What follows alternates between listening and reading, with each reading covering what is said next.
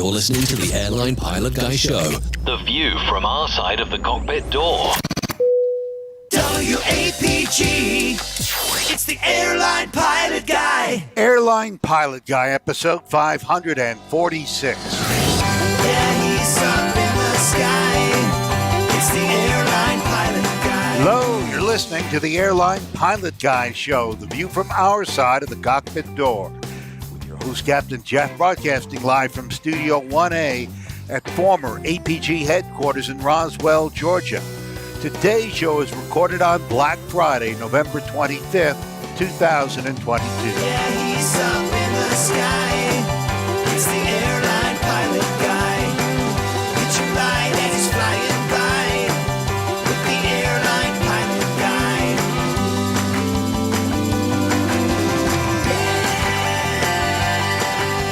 In today's episode, in Chile, an Airbus collides with a fire truck on takeoff. Fort Lauderdale, a woman tries to board a flight with a gun hidden in a raw chicken. More news, your feedback, and today's plane tale around the world in 20 days. So get all settled in. Tray tables and seat backs in the upright and lock positions. Electronic devices powered on. I'm Radio Roger, and Flight 546 is ready for pushback.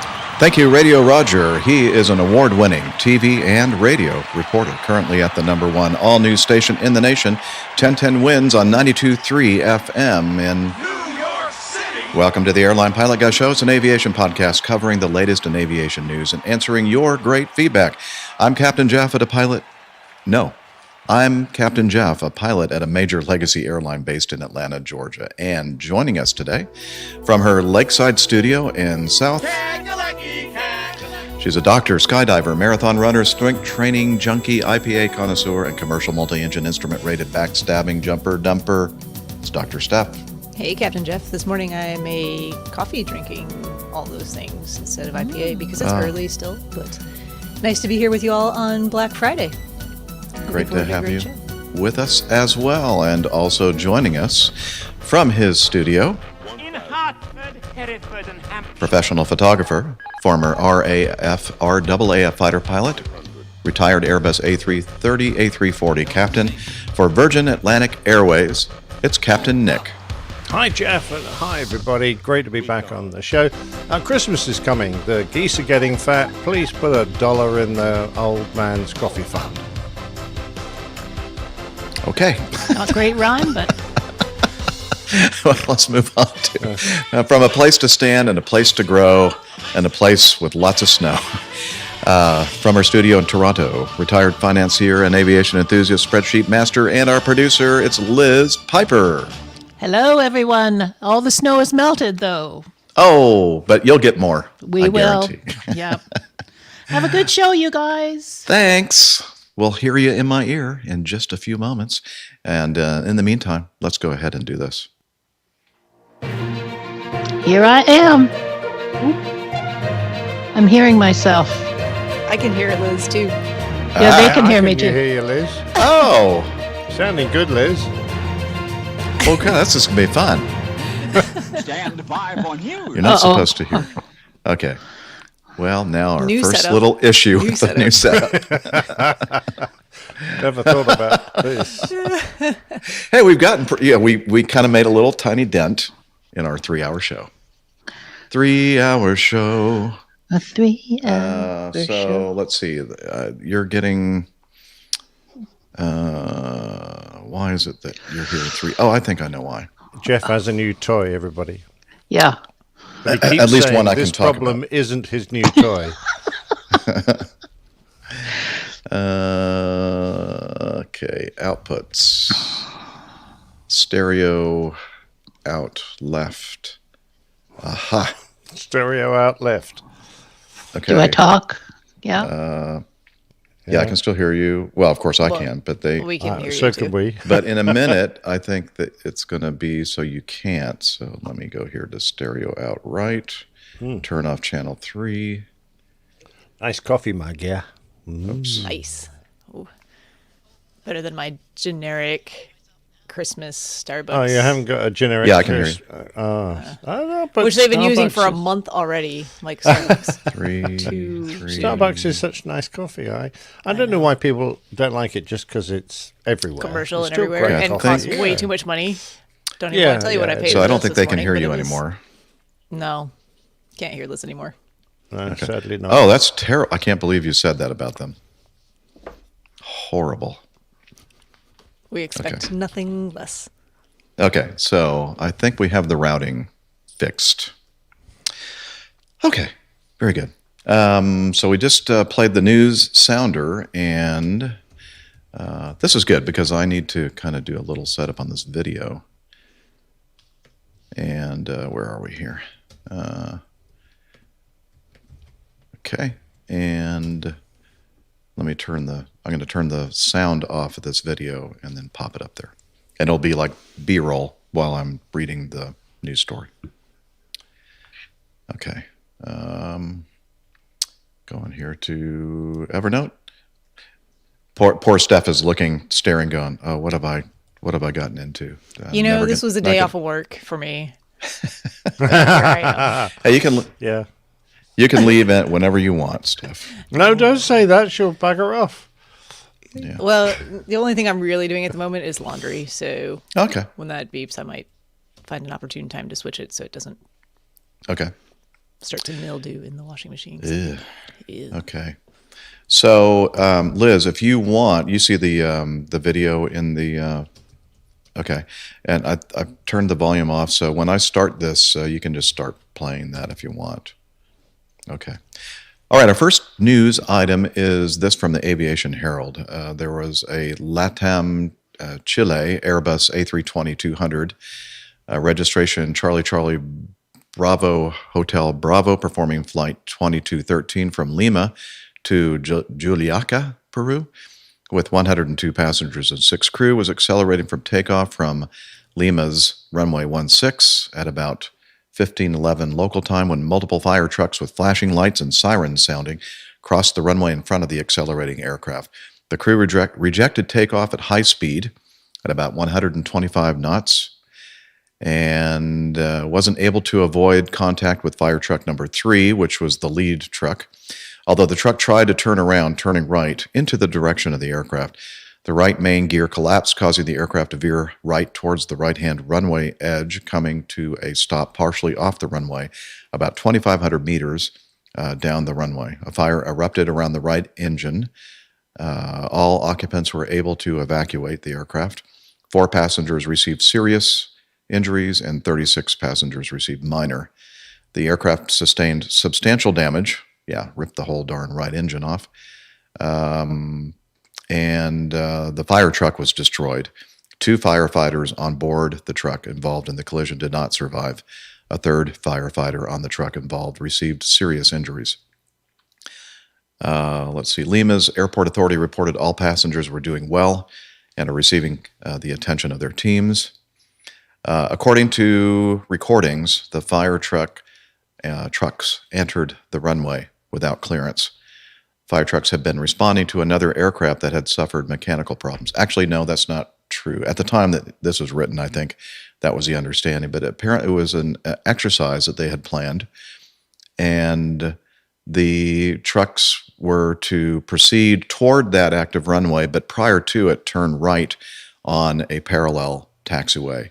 And it was supposedly marked with cones and that kind of thing, but apparently they missed that. They continued past where they were supposed to turn onto the taxiway and proceeded right directly onto the runway, right as the A320 was accelerating through 125 knots, and the disaster occurred. So that was horrible, and it's hard to see. The airport rescue firefighting people are they're heroes, and it's really sad to see these people get caught up in this kind of a tragedy. And it wasn't great for the pilots of the flight either, because they were arrested and held in jail for 2 days, believe it or not. One of the reasons why I don't like flying to foreign countries. Foreign countries. Yeah, I don't want to be Places arrested. where Just in things- case I do something wrong. Where just standard procedure is a little bit different than Yeah. perhaps here, No, awful. And, it really just kind of underscores the need for. So I'm sure a lot of these training type events for airport, ARFF and whatnot take place typically during, operating hours. So the need for understanding of exactly what the exercise involves is paramount. It is. Yeah. Yeah, it's not as if these people aren't some of the most professional people in for sure. the world, because they spend 99% of their professional lives training. They learn that they're only there in one place. They're there at the airport. They know the airport like the back of their hands. They know the procedures, and almost every time they're called out, it's for a training incident, and occasionally you'll get a fuel spillage that'll need the attendance of the fire trucks, or there might be a bit of a wet start or something. But most airports very rarely have major incidents that actually require the fire trucks to roll for real. When it's really important they get there quickly. So it's so tragic to see their procedures break down like they did here. So I'm sure there'll be a very detailed inquiry, and I'm sure the personnel involved must be just feeling awful. Yeah. Definitely a tragedy. And that's one of those things, we try to think about all these different scenarios that might happen when we're rolling down the runway for takeoff. And this is one that I never thought could possibly happen. Hard to think about. I'm wondering what was going on in the minds of the two pilots as they're rolling down the runway and they're seeing these, vehicles coming off to the. Surely they're not coming this way. They're not Yeah. coming this way. Oh, they are coming this way. Oh This no! is What do we bad. do now? Yeah. It's too. You're not fast they enough well, to. at least from the account that we just read, they did exactly the right thing. But Yeah. you can only do so much at that point, Yeah, absolutely. Now it's funny that in the simulator, I've seen plenty of vehicles entering my simulated runway, because that's True. a pretty common event for the sim instructor at the back to put in, particularly things like go-rounds. So you think, oh, I'm safe, I can land, and all of a sudden you see this fire truck enter the runway. But it's such a rare occurrence for real that you would be completely unprepared for it. And it's a pretty big piece of kit, a fire truck, so it's going to do a lot of damage to your airplane. When you're talking about the simulator thing, it's funny. You're coming in and you're on approach. Roger, go ahead and try to complete your airport inspection. Aircraft is on a 2-mile final. You're going, okay. Yeah, Okay, I get I it. know what's going We're, on. we're gonna. Actually, I like the fact that they're doing that, because they're kind of basically saying, "Hey, idiot, you're going to be doing a You're go gonna around." have yeah, exactly. Yeah, It's exactly funny. right. You're thinking about all these different scenarios in the place where I fly. Most frequently, it's at a non-towered airport, and a lot of times there's GA aircraft out there that actually may not even have radios. So, and there are crossing runways, so you really have to be pretty heads up. The biggest thing I actually worry about is birds, because we have a lot of large hawks and vultures and things that like to hang out right at the departure end / approach end of the runway that we most frequently use. And they're large. They get your attention when you go past them pretty close. And then because we have people in the air as well, and their gear and sometimes cutaway parachutes and what, we just have to be super heads up all the time. Oh, you'd need eyes your outside. I'm going to say on stalks, all those Yeah, potential hazards. All kinds of hazards. Yeah. Yeah. Wow. So, and we think about those situations a lot because, man, sometimes they show up very last minute, and you got to have a plan for what you're going to do exactly then. And coming down from on top, which is not somewhere we usually Yeah, you don't scan. usually look up to see things coming down at you. Yeah. Liz makes a good point about the fact that, she really feels for the firefighting folks in the other two vehicles, Oh, sure. just witnessing this, and then, Having to go handle the situation. what do I do now? I want to help my friends over here but the first now I got priority now is the passengers, the airplane passengers. out, yeah. Yeah.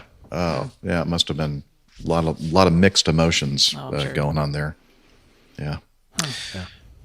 Okay. Well, Yeah, I'm just looking at the after damage of the fuselage and things. That aircraft was truly on fire, and that's excellent that it didn't penetrate the cabin and start, creating havoc amongst the passengers, and that everyone seemed to get out safely. So that's, in olden days when things weren't built quite the same way to the same standard they are nowadays, that might have been a very different accident. Sure. I did note that there was also some discussion and criticism of the flight crew here because they said, what took them so long? It was like a full minute before they started executing the emergency evacuation. But the point has to be made that when this happens, first of all, the startle effect and everything else, you're going, what the heck just happened?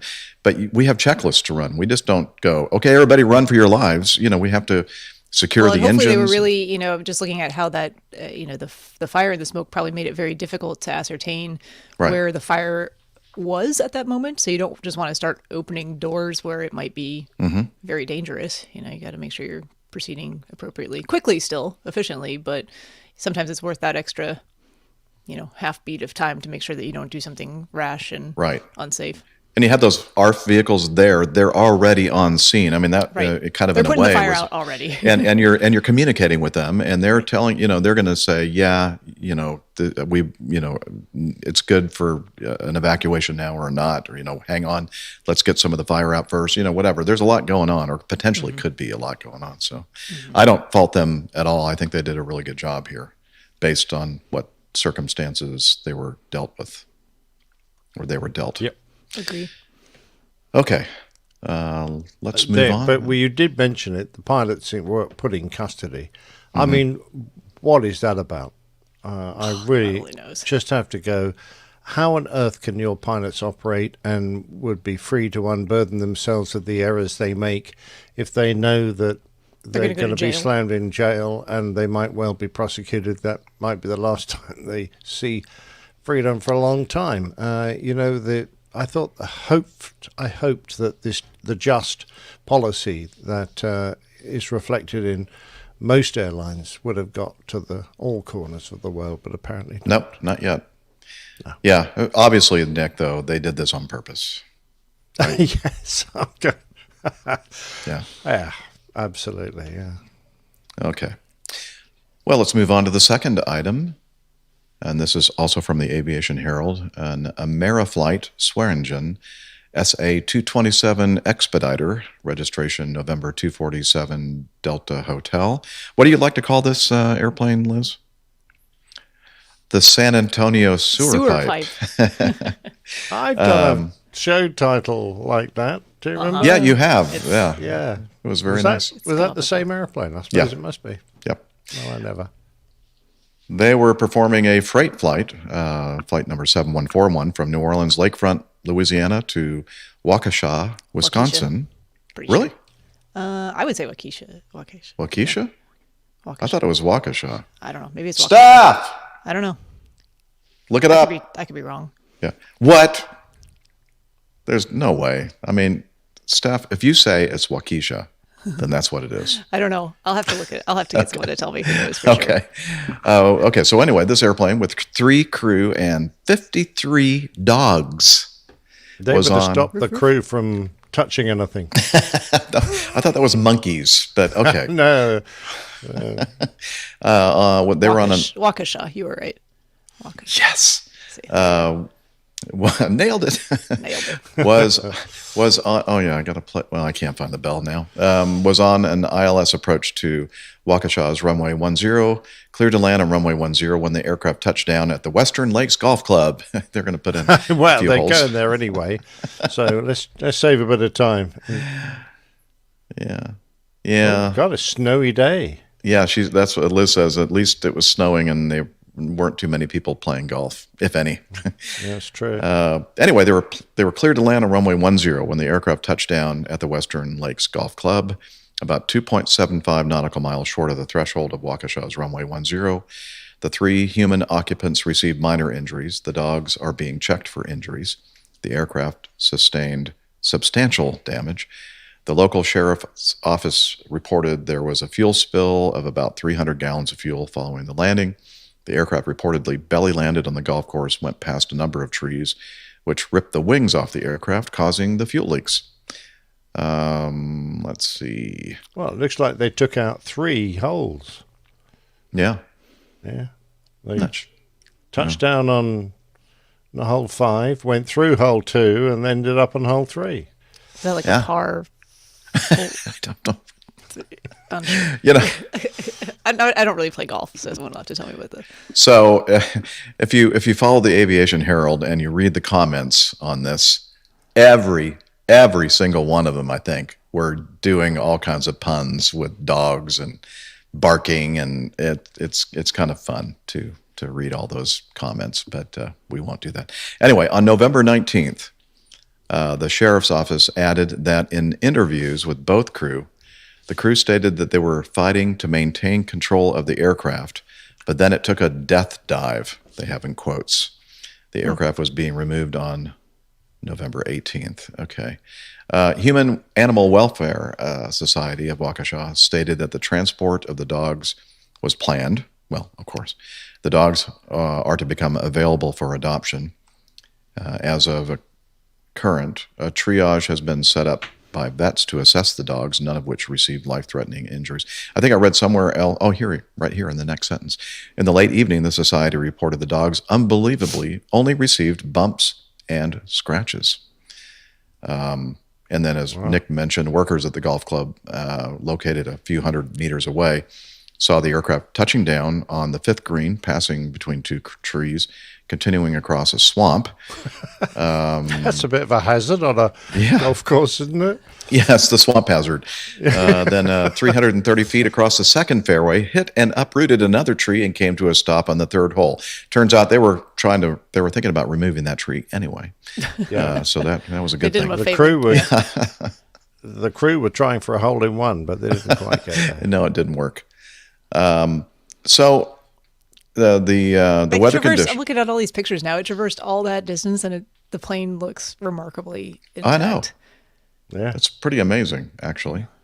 So obviously, the weather conditions were not ideal. There were light snow, 300 overcast, 500 overcast, anywhere from a half mile to a 3/4 mile visibility in snow.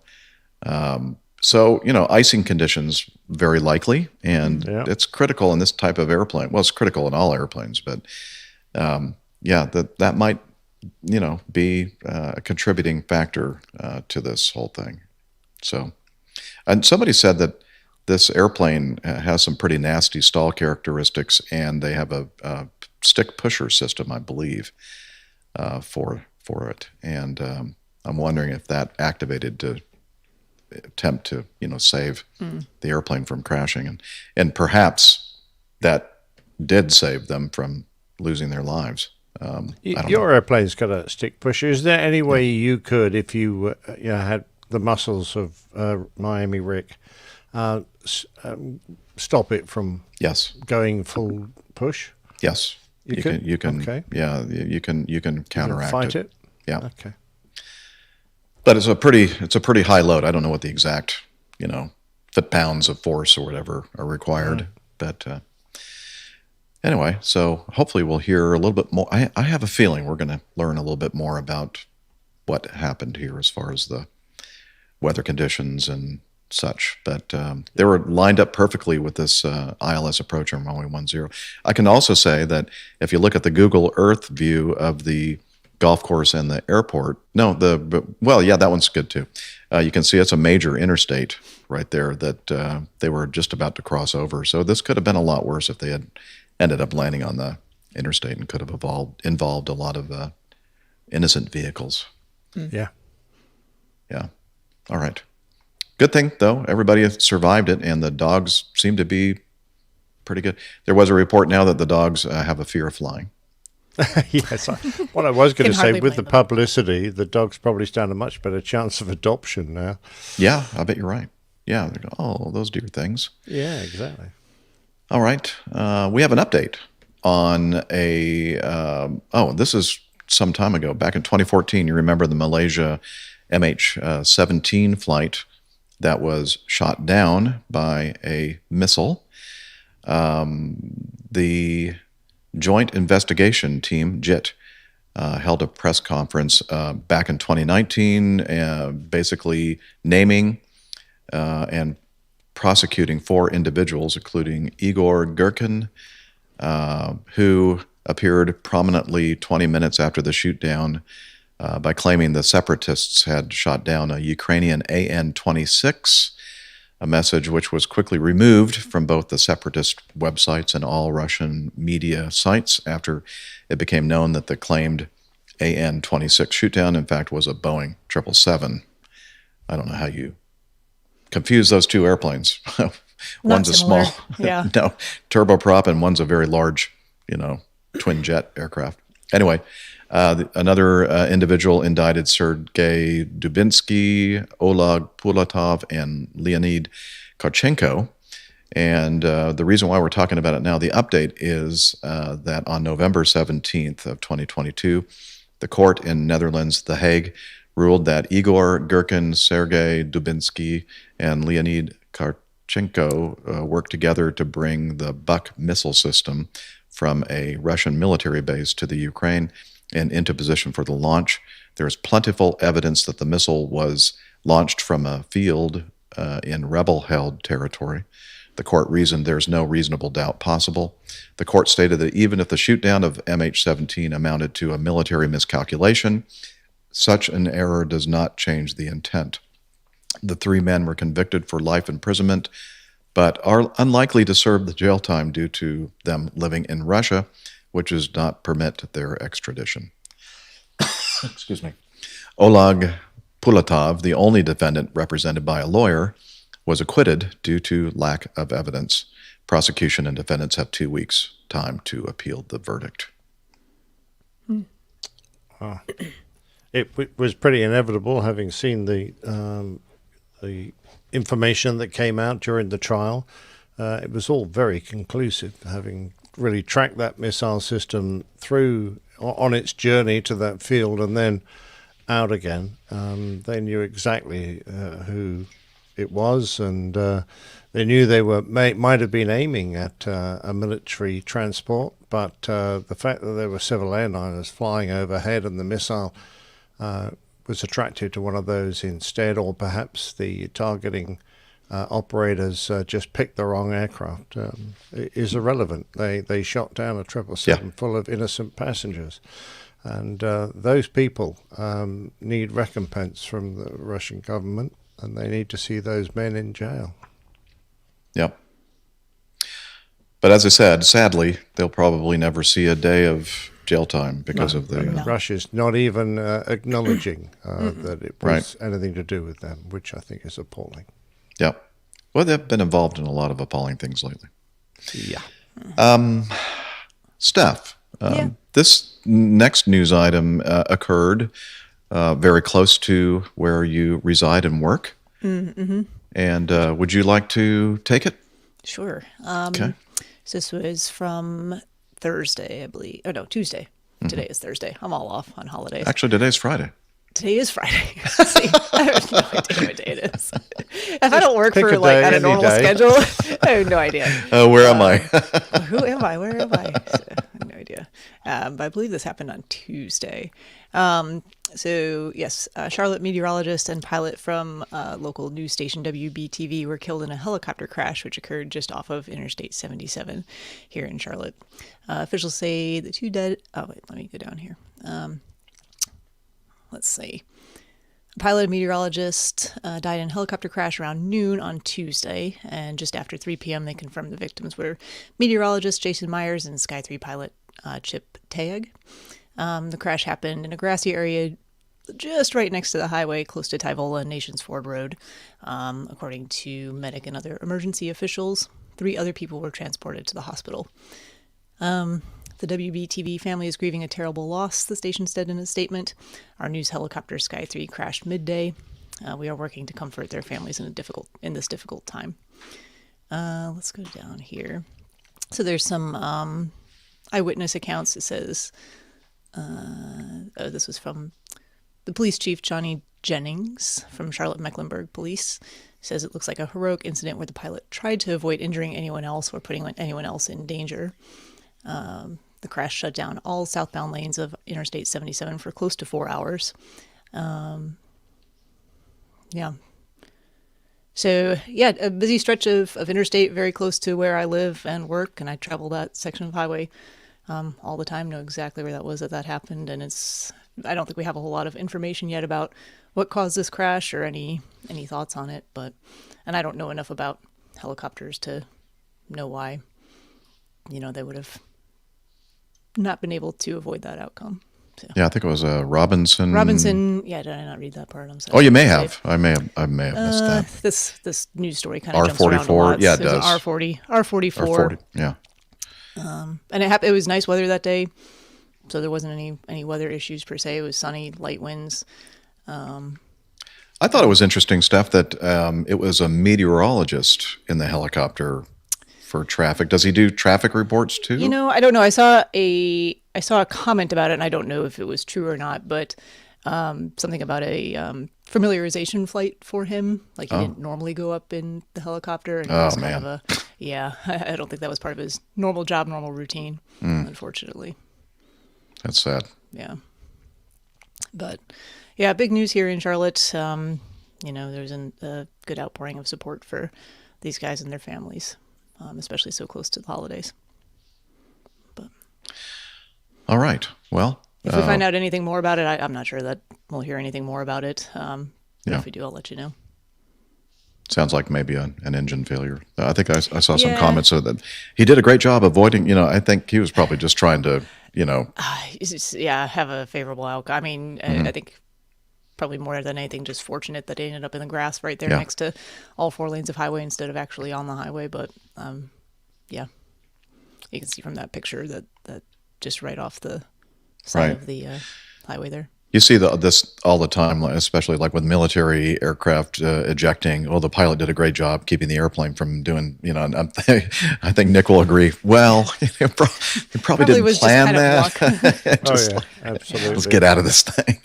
Yeah. Yeah. You've no way to tell where the damn thing's going to go once you eject anyway. So I'm afraid it's all a matter of luck. Yeah. Okay.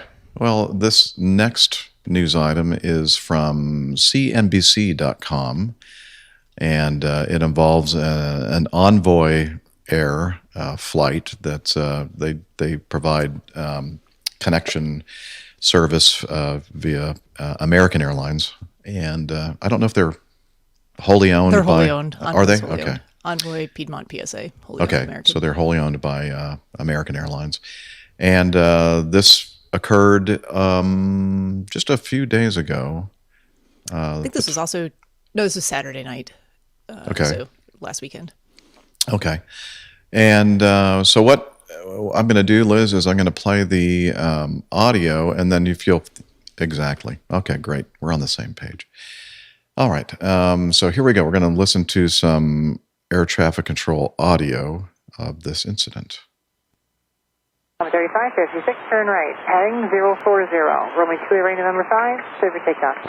Right turn 040, clear for takeoff, 28 right, November 5, Envoy 3556. And tower Envoy 3556. Can I help you? 6, we need to return, captain is incapacitated. Right, Envoy 3556, as instructed, go ahead and give me that right turn, heading 040. Right turn 040, Envoy 3556. I maintain 5,000 feet, and now I'm going to ship you to Chicago departure on 125.0. We're going to get you resequenced right back in. Right 250, 3556. And departure Envoy 3556, 4,000, 5,000. Envoy 3556, departure. Yep, with the 4.5, 5,000. Envoy 3556, you're returning, is that correct? Affirmative, as quick as possible. The captain is out. Envoy 3556, Roger, you can expect runway 28 center, this is sliding up 080. Thanks, Roger, Envoy 3556. Envoy 3556, speed is your discretion, you're going to go right in, just going to maintain 3,000. Down 3,000, Envoy 3556, vectors would be great. Envoy 3556, connect Chicago approach on 133.62. 2362, Envoy 3556. Chicago Envoy 3556 is 5,000 for 3,000. Envoy 3556, Chicago approach, roger. Expect the visual approach, runway 28 center. They give you discretion to 3, is that right? Yep, we're out of 4800 for 3,000. Okay, and did you have any information I need to pass along to the tower in terms of paramedics, gate number, any of that? No gate number, and he's knocked out. We're going to need paramedics working on everything right now. Okay, thank you. Envoy 3556, we can turn base just as soon as you'd like for the visual approach. You let me know when. Let's start in now for 3556. Okay, Envoy 3556, right turn heading 180 down to 2500. Call the airport when you see it. All right, heading 180 down to 2500, Envoy 3556. Envoy 3556, right turn heading 250. Let me know when you see the airport. Heading 250, Envoy 3556. Port side for Envoy 3556. Envoy 3556, roger. Clear visual approach, runway 28 center, speeds your discretion. Clear visual 28 center, Envoy 3556. Envoy 3556, contact tower now, 120.75, we'll see you. 2075. Tower Envoy 3556 is visual 28 center. Envoy 3556, O'Hare Tower, wind 290 at 13, gust 20, runway 28 center, clear to land, and just advise if you need any assistance. Clear land, 28 center, and we'll exit. I'm going to stop, and I'm going to have to move the captain from the seat and get to the gate. Roger. Envoy 3556, if able, advise if you think you'll be able to clear the runway or not. I'll be able to clear the runway for Envoy 3556. Roger, thank you.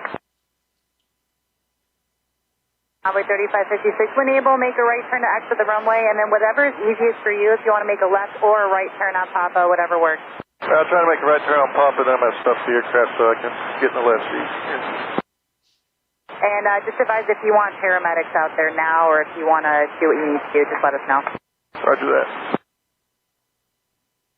Envoy 3556, do you think you can continue on Papa and hold short of Golf Golf? Envoy 3556, do you want us to send paramedics out to you? Negative. We're going to go to the gate, Lima 23. But I don't know how we would get them out of the aircraft. Okay, just stay in tension. Yeah, we're going to stop here real quick. I'm going to get in the left seat and then taxi to Lima 23. Roger. Okay, and that was via live ATC. I took out all the gaps and extraneous communications there just to kind of compress it a bit. Yeah, very sad. The captain was, I believe, on his IOE, his initial operating experience, getting checked out as a captain first time on this aircraft, Embraer 175, I believe. Correct. Yeah, and the first officer, the pilot monitoring, was a line check captain in the right seat. And that was the voice that you heard in these communications. And looks like it was just something that occurred in the midst of their takeoff roll and initial climb. And I've seen a couple points that people were offering criticism of this line check airman by not declaring an emergency or a medical emergency. But I think also the argument could be made that they were aware of what was happening there and all of the things that they would have been able to offer. I mean, I could be wrong about this, but they were already offering. I think that, they got them. The statement that the captain is incapacitated, need to return to the airport, got everybody's attention very quickly, Yeah. Yeah. Air traffic controllers can effectively declare an emergency for you if they perceive the situation to be an emergency situation, which I'm pretty damn certain is exactly what happened. Otherwise, they wouldn't be offering all these emergency services. So the formality of declaring an emergency is icing on the cake. Yeah. I think they also recognize that affected anything. They recognize that this line check captain now has a ton to deal with. He's flying the aircraft by himself. He's got someone who's incapacitated in the other seat. And, we've kind of talked about stuff like that before. But if you have someone who is effectively could be weight on control surfaces, you have to think about that and manage that. If they move or shift in some way that could affect your ability to control the aircraft, they're certainly trying to I'm sure he was trying to coordinate with the company. What do we do? Do we go back to the gate? Do we get paramedics out there right away? What's the best course of action? What's the quickest thing to do? A lot of stuff going on there. And, the fact that he didn't say, mayday, mayday, mayday, or declaring an emergency or whatever you want to call it is not necessary at this point. Everyone understands what's going on. And I'm so happy that somebody didn't ask him, okay, how many souls on board, fuel remaining, and unnecessary. He literally just took off. He's got lots of fuel. Yeah. Oh, and tell me when you have the latest ATIS. Information. Just the important things. Here's your winds. Here's the runway you're going to land on. As you said, I mean, he's coordinating with the company, obviously, to get the gate, and then he's coordinating with his flight attendants in the back. Is there any medical personnel? Like somebody, let's start working on this guy right now. I mean, we're only hearing a tiny little sliver of all of what's happening. Yeah, this is not the full picture of what's going on in that aircraft at that moment. And I don't know what happened after landing, but I mean, if everything, I've also been in the situation where there has been a medical emergency on board, on the ground, on an aircraft, and with a full load of passengers, it's very difficult to maneuver whoever the victim is around in the aircraft. I actually think it was a reasonable decision to go back to the gate where there would be more room immediately on the jet bridge to do whatever you need to do in that moment, whether it's start CPR, get the AED hooked up, have paramedics there at the gate for you so everything can happen very quickly. Certainly you want to make all that happen as fast as possible, but there's some situations where you just got to deal with what you've got at the moment and make the best of it to the best of your ability. Now, this is not an ideal scenario. This person did not have their heart attack in the ICU at a hospital with people waiting immediately to, start working. How inconsiderate. I know. Yeah. That said, though, the updated guidelines for, at least from the American Heart Association, for CPR and things like that, it's you want to start CPR, high quality CPR, as soon as possible for anyone you suspect of being in cardiac arrest. So hopefully that happened actually on board the aircraft. If he was able to get the captain out of the seat and had whoever might be medical in the back, they have an AED on board, get all of that at least set up while he's taxiing to the gate, have that ready for the paramedics. That might have been what was going on. I'm not sure, but that would be an ideal scenario. And this is obviously an airplane that the line check airman in the right seat could not steer with, probably doesn't have a nose wheel steering on that side of the aircraft. Some airplanes do, but not all. And there was also, I saw some comments, criticism, like, why didn't you just stop there, let the paramedics come up and everything else? And it's just Steph just discussed. There are pros and cons to. Yeah, I think you could probably argue that one either way, and I don't think either one is necessarily right. Mm-hmm. If they already knew that they had. If they already knew they had someone medical on board, they had the AED ready to go, just getting him out of that seat on the ground, start all that while you're taxiing to the gate, have more room in the jet bridge for the paramedics to start their initial work, might be a better setup. Mm-hmm. But sorry, go ahead, Nick. Experience, you've got to do a lot of coordination to get steps brought to the aircraft so that a paramedic that has arrived on a taxiway can now get on board. And paramedic vehicles aren't necessarily equipped to just drive anywhere on the airfield, so they'd probably need an operations vehicle to accompany them. All that needs setting up. If all you've got to do is drag the guy out of the seat, climb in, and then taxi it, or better still, an aircraft where you can taxi it from the right-hand seat, you can much easier to drive straight to the gate where you're going to be able to get access to the doors. And the other point I was just going to mention is that the cabin crew, of course, are trained probably every SEP annual safety equipment and procedures training they do to go through a pilot incapacitation scenario. So when the line check captain on our airline, we used to have a special coded PA we'd make, but I don't know if they did the same. But the cabin crew would come into the flight deck knowing that there was an incapacitation. They would know how to maneuver the seat, so they would be intimately aware of where all the seat controls were.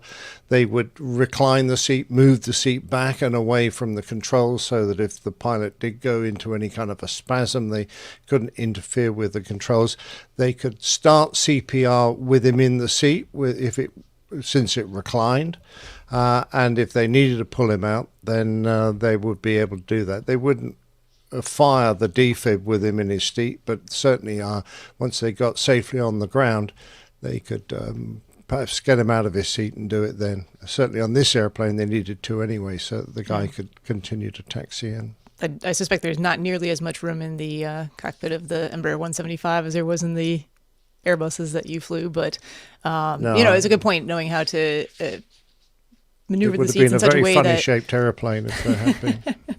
But I mean, you can think through different scenarios too. If this had happened in a different phase of flight, what would they have done differently? In terms of getting the captain out of the seat and being able to work on him while getting safely back to the ground, not delaying. So getting that assistance. in the crews, both the flight deck and the cabin crew are trained in all these scenarios, and so you sit down for days every year when you go through your recurrent training and discuss these scenarios. And the company usually comes up with any bright ideas that it's developed, recently, so that you're kept up to date with all this. I'm impressed that they're trained to know how to, move the cockpit seat aft and forward and the recline and all that kind of stuff. I'm still trying to figure it out, and I've been on the airplane for 2 years. Well, yeah. They'd often come up in the cruise saying, "Oh, I've got SEP next week. Can I come play with your seat?" Play with my what? Excuse me? Play with your seat. Yes. Oh, seat. Okay, gotcha. Yeah. And so you'd be sitting there while they buzzed you around using the electric motors and say, and they knew how to lock the harness so that having got you into position, they'd put the shoulder straps over you and lock the harness so that you couldn't fall out during the deceleration after landing, all this kind of stuff. So, yeah, they very well train our cabin crew, and I'm sure the same applies to any airline. I'm not sure ours does that, but I mean, maybe they do. I don't know. I've not been through their training. Yes, thank you, Liz. Unfortunately, the final outcome of this, they were not able to revive the captain, and he passed away. He was 54 years old. Well, quite honestly, I got the kind of feeling that was the situation from the tone of the guy on the radio, the line check captain. Yeah. He sounded He's like, I don't know that there's going to be much to do. This seems very sudden and severe, and exactly another big consideration for all of this. Sure. He knew something that that's it. Yeah, something very bad just happened, and it will be large now, miracle. I've no doubt he still tried as hard as he could to get medical assistance to him as quickly as possible, because you never know for sure. Yeah, and you don't not try. I mean, you never know for certain. You have to try. But this guy was probably pretty cold and blue by then. I mean, you think about even the amount of time it takes. So if it happened on takeoff, you cut out all of that time in between those transmissions. We're still talking about several minutes of time to come back around, basically fly a pattern around, get resequenced in, get other traffic out of the way, priority landing. It doesn't happen immediately. Right. It's not like 30 seconds of time. It was probably, I don't know, what do you think, 7 or 8 minutes, 6 minutes? At least. Yeah, it was a while. I mean, that is a long time where much longer than that, I'd have thought, by the time they got it all sorted. Perhaps, but even that amount of time, man, if you haven't been able to start, early CPR, high quality CPR, Well, according to the text here, 37 minutes. Yeah. Yep. Yeah. That's a long time when you need to do immediate CPR, right? Yeah. Well, okay. So I wonder if 37 minutes was the time when they pushed back from the gate. Oh, and the time they actually got back. Because they taxied around O'Hare for 30 minutes before they took off, and then 7 minutes back. Yeah, that's a good point. Yeah. Good point. Yeah. Okay. Well, our thoughts and prayers go out to the deceased captain and family and friends. Absolutely. Yeah. All right. Moving on. This is a concerning one. Paddle your own canoe. Liz, one of Liz's favorite news sources. The Department of Homeland Security and the Transportation Security Administration has launched an urgent investigation after an unruly passenger on board a Frontier Airlines flight from Cincinnati to Tampa was able to smuggle 2 box cutters onto the plane. You'll remember that those box cutters were used in the 9/11 hijackings to incapacitate the air crews. The alleged perpetrator managed to evade X-ray screening checks at a TSA security checkpoint at Cincinnati Northern Kentucky International Airport on Friday evening before boarding a Frontier Air flight 1761 to Tampa.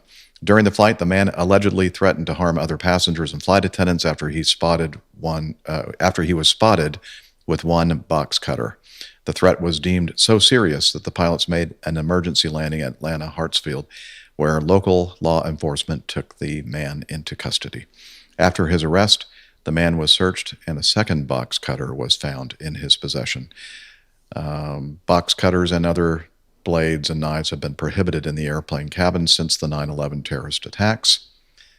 In a statement, a spokesperson for the TSA said that the Frontier Air flight diverted after a disturbance in the cabin involving a disruptive passenger with a box cutter.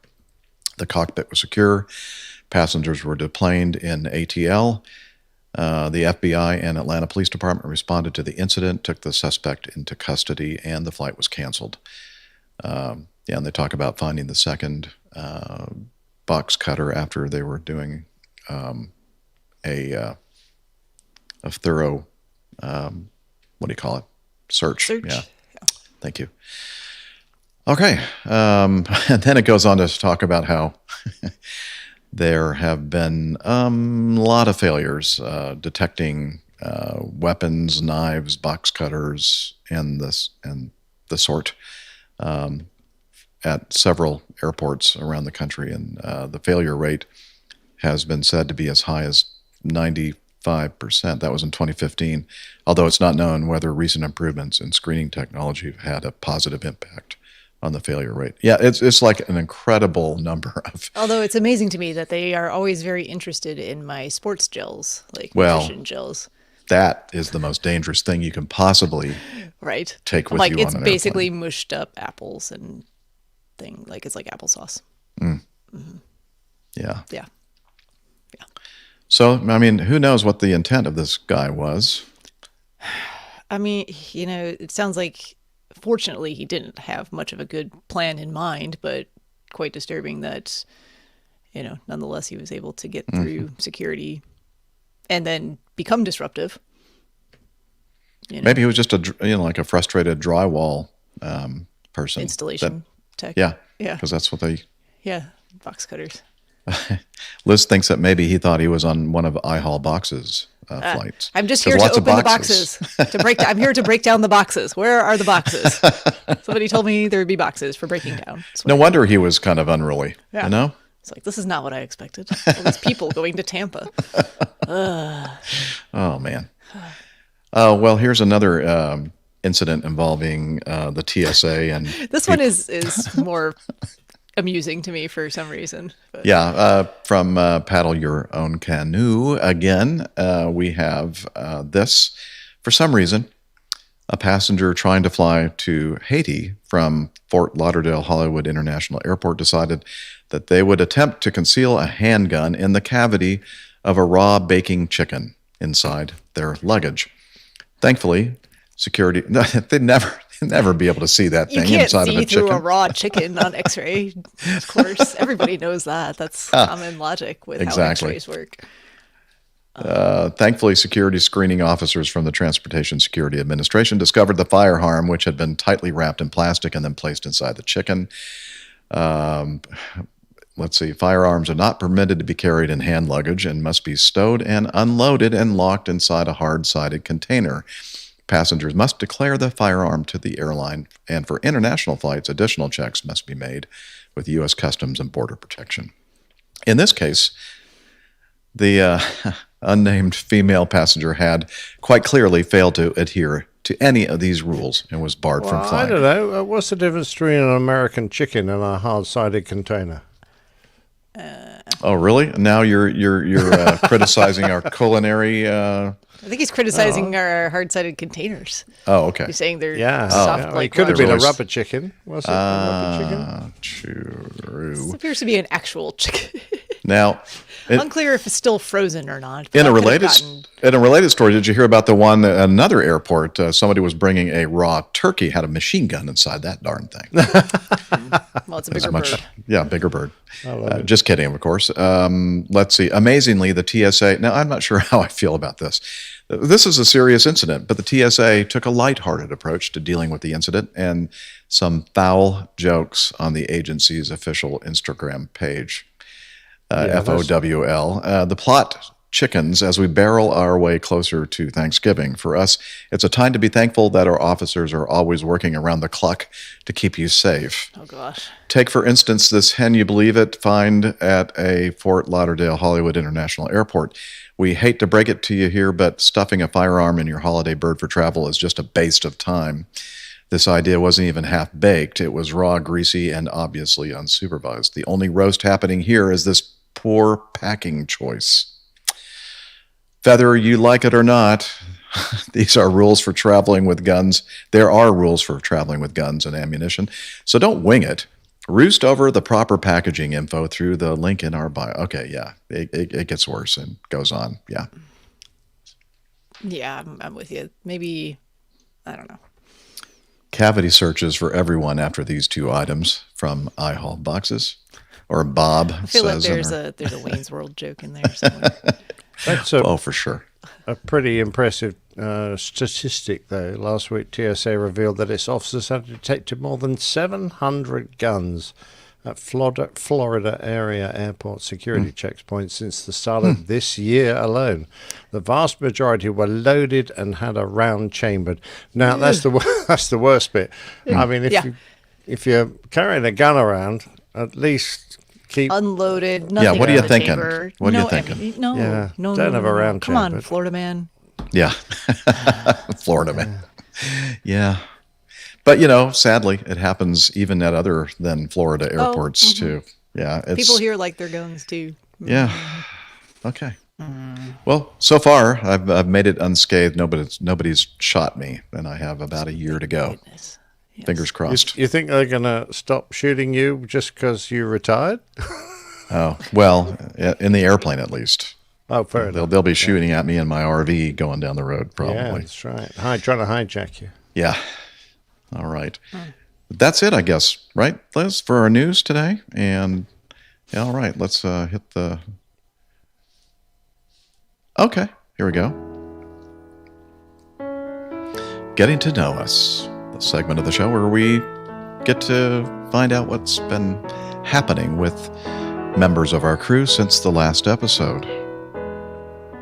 And that's the original Getting to Know Us graphic there.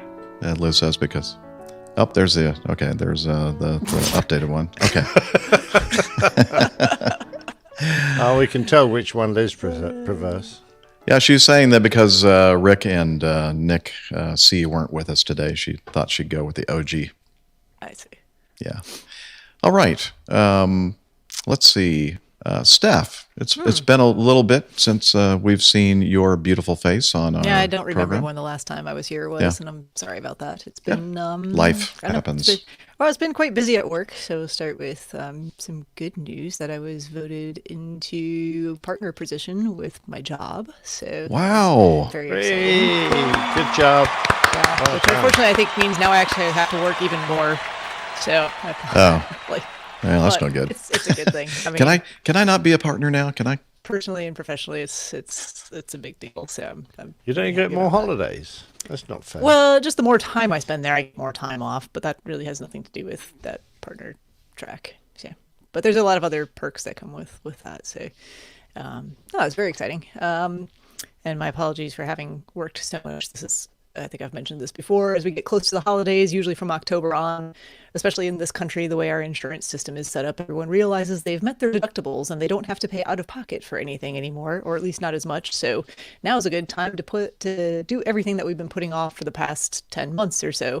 And by the way, we need it done now before December 31st. And we have all of these very unrealistic expectations for timelines of how that might happen. So we do our best to accommodate, but this is my PSA for those of you living in the United States. Please don't wait until October, November, December to do your elective things, it would be very difficult for us to accommodate you. But we try. So, because we do want you to feel better, especially for the holidays. Did some flying last weekend. Really nice weather last weekend. It was not super busy because I guess just with the holidays coming up, and it was pretty chilly. Probably high in the 50s, so around like 10 to 12 Celsius, but quite chilly in the morning, closer to freezing, and definitely cold at altitude. Yeah.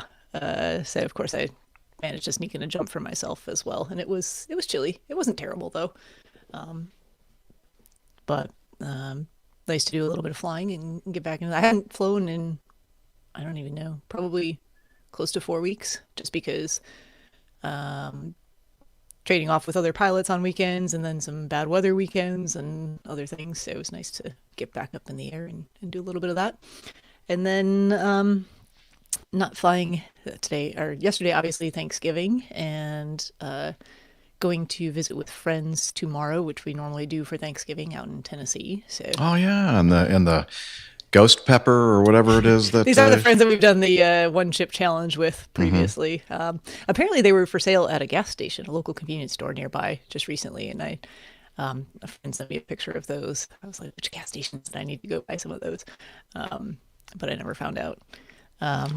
Anyway, I don't think we're going to do any one chip challenges this time around. Maybe stand by.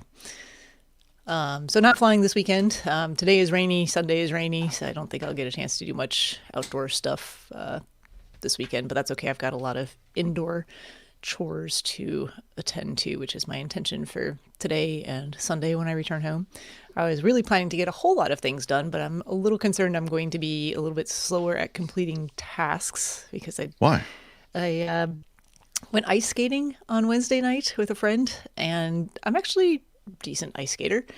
We were out for quite a long time, and I was actually working on trying to improve my quick stops, hockey stops, because you never know when you can use that. Well, it's pretty useful, especially when you're out on this ice rink public area. Lots of people from the South who did not grow up on ice skates and can be a little out of control at times. And they were going pretty well until I decided to do one away from the relative safety of close to one of the walls where I was practicing them. And I didn't really execute very well, and I kind of just fell over immediately onto my side, but landed right on my wrist. Not great. So actually the swelling, I've been working on it this morning. I've been sitting here with an ice pack. You can tell it's on the it's this one. It's the swelling's come down quite a bit this morning. Still kind of bruised here. Wow. It's moving a little bit better now. I've been working on it. And I did go and get checked out yesterday. I was not going to. I thought about just waiting until Monday to see if it was still bothering me, but there's certain bones in the wrist that you really do want to know about and make sure that they're not broken, because some of them tend not to heal appropriately if they're not addressed quickly. What are the names of those bones? Well, the one that I was most worried about was the scaphoid here in this area. I can't turn my ears. You actually can remember them all. Oh, damn. Yeah. So that's what I'm most worried about. And it was pretty that tender fell a in bit there. flat, didn't it? Yeah, sorry. But yeah, so I went and got checked out, got some x-rays yesterday morning. Apparently 8 a.m. on Thanksgiving Day is a good time to go to your standalone ER facility down the street because nobody was there. I said, hey, I hope I'm your simplest patient all day long. I just want some x-rays. Just tell me if it's broken or not. And you don't even have to do anything about it. If it is, I'm going to call someone tomorrow or the next day about it. Just need to know. And good news, nothing broken, just very bruised, swollen, sprained. It genuinely is starting to feel quite a bit better just in the past 2 hours sitting here. So good. It's good. As the swelling comes down, it's getting a lot better. Excellent. Yeah. So my question is, by throwing yourself down onto the ice, did you stop quicker than you would have done if you'd I stayed on your stopped skates? very abruptly. It was quite abrupt, and the ice is a lot harder than I remember when I was much younger. Stopping. Yeah, it may not be the safest way to do it, but yeah. I don't know. I'm going to keep working on those hockey steps, though. I'm not deterred. I did buy myself some wrist guards and some knee pads, and a padding thing for your hip and your tailbone too, because that ice is unforgiving. Yeah, it's pretty hard stuff. It's a lot harder than Cold, I remember too. it being when I was like, 10. So Yeah. anyway, It gets harder as you get older. yeah, That's what she said. Does it? Well,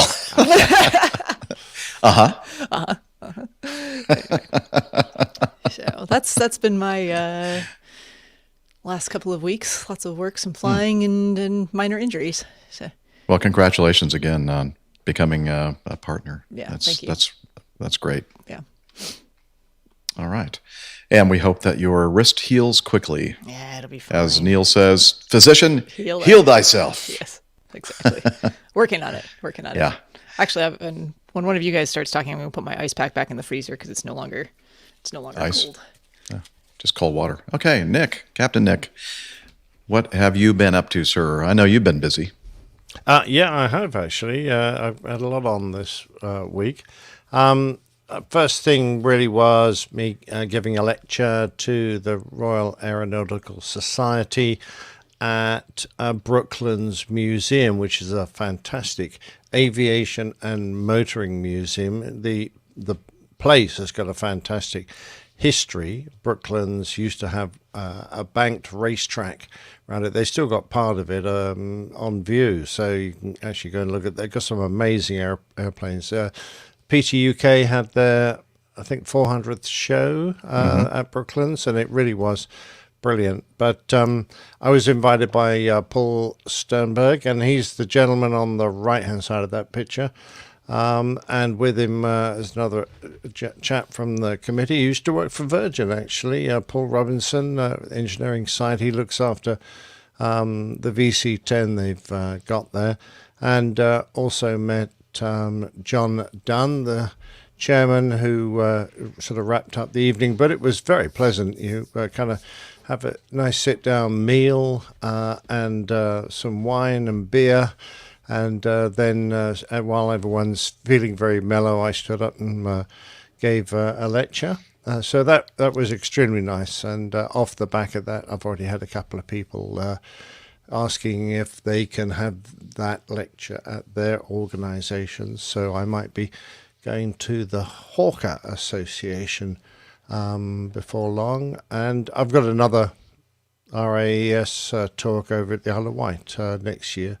So it's all carrying on, which is very nice. But lovely to meet those gents. The museum is fantastic. Of course, the Royal Aeronautical Society, this is just one branch. So if you happen to live in the Brooklands area and you're interested, then there you just have to go online and look for the Royal Aeronautical Society and then find the Brooklands branch, and you'll get all the details to join and become a member and help support. And then they've got all sorts of fascinating people who come along regularly and talk, as well as if they're like any other branch I've been to, they organise visits to interesting places, all, everything you'd want if you were aviation minded. So that was fun.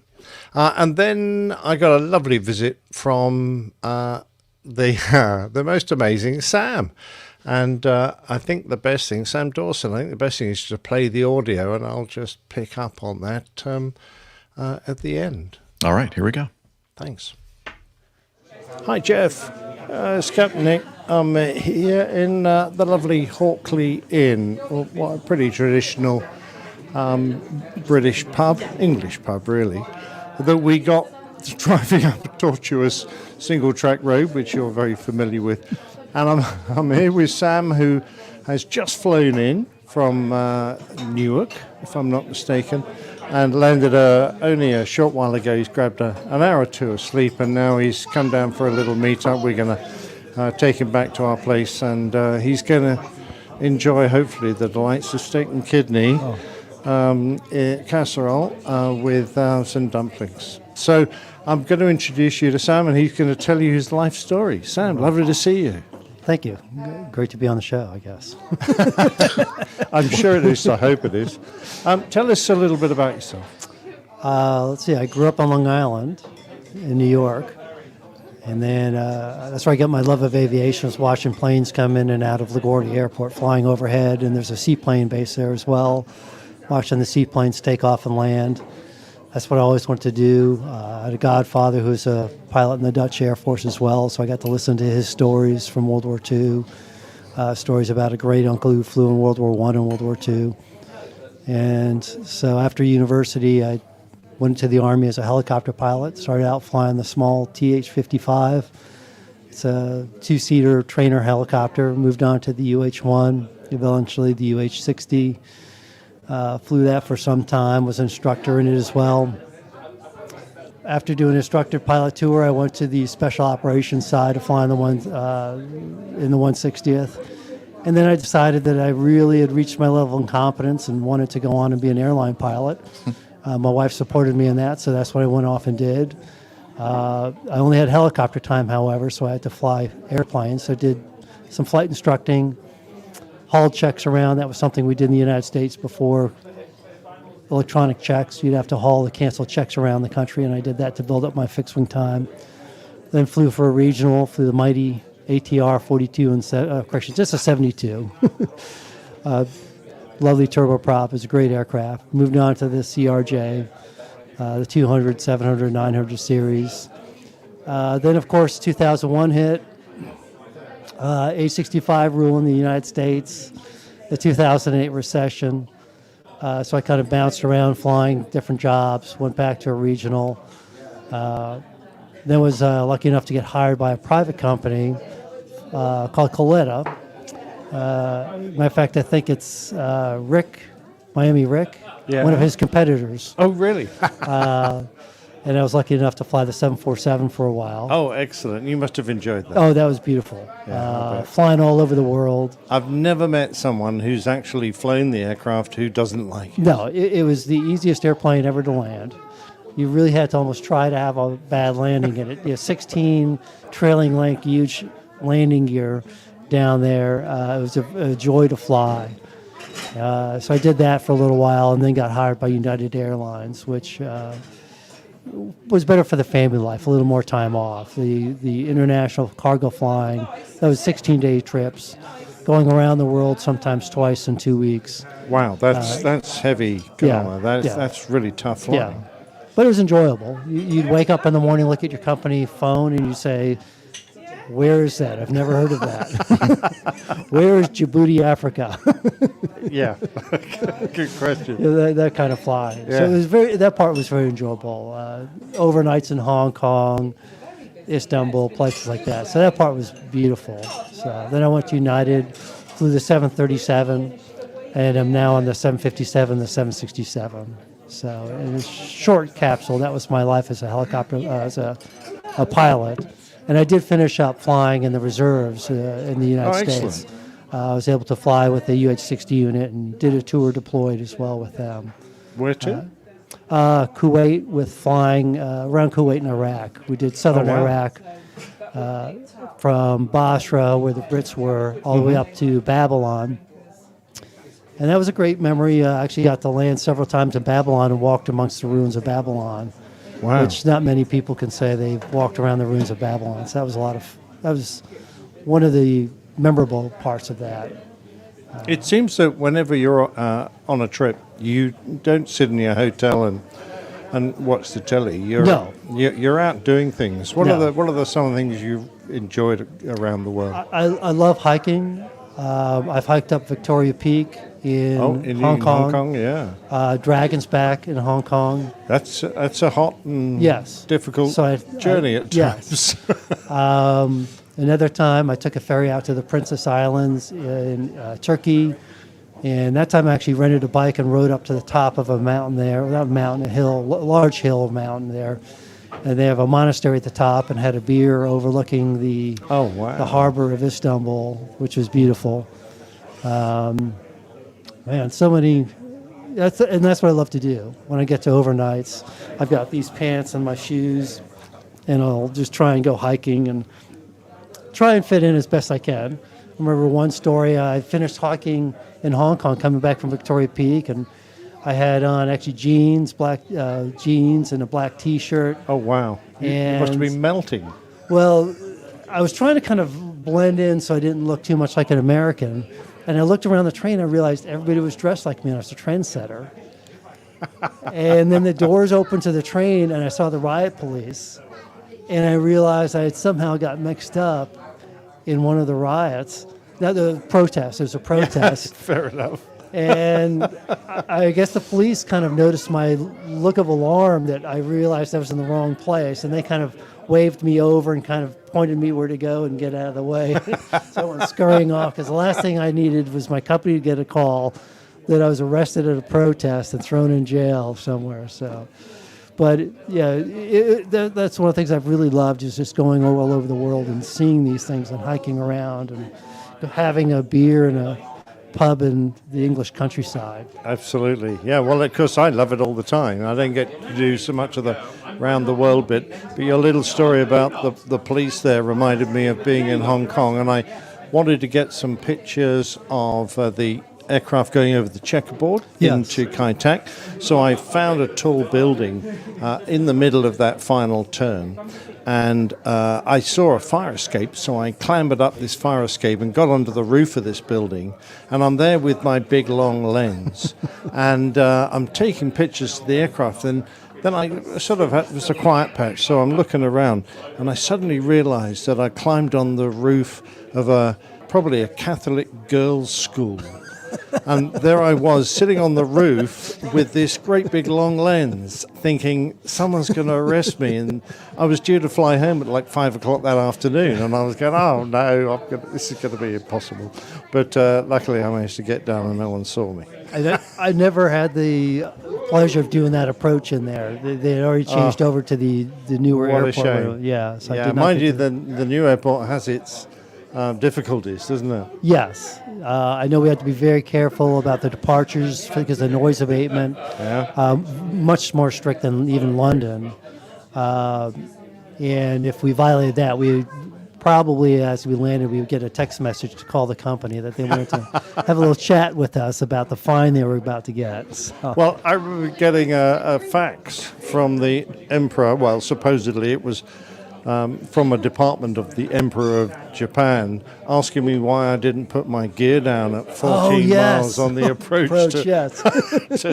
I remember saying to my FO who was flying the approach, are we going to put the gear down? Hello? And he was busy, and I'm going, I don't really want to do it for him, but we must have got it down at 12 miles, and they knew. I don't know how they knew, but they did know. I forgot about that approach, yes, where it was something like right as you cross the coastline. Yeah, I think it's because in the past, putting the gear down has shaken ice off an airplane that had crashed through someone's house.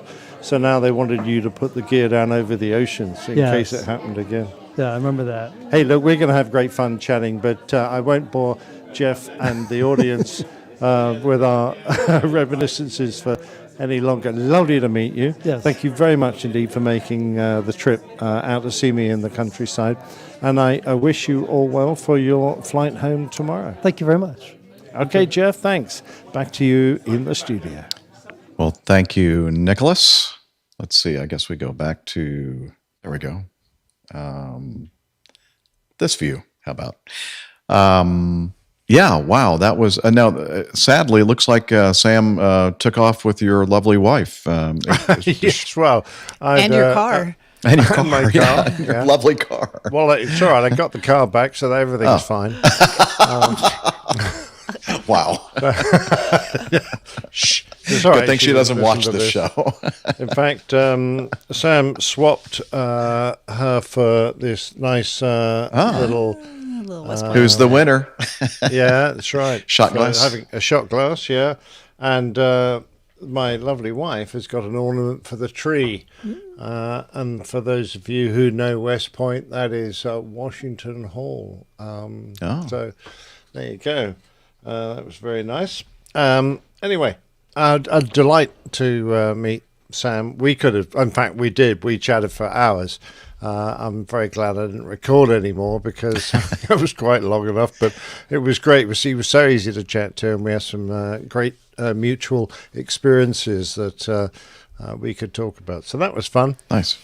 And then finally, I was back to St. Benedict's School. Now, one of our great listeners, Rob Simmons, is the headmaster of the junior.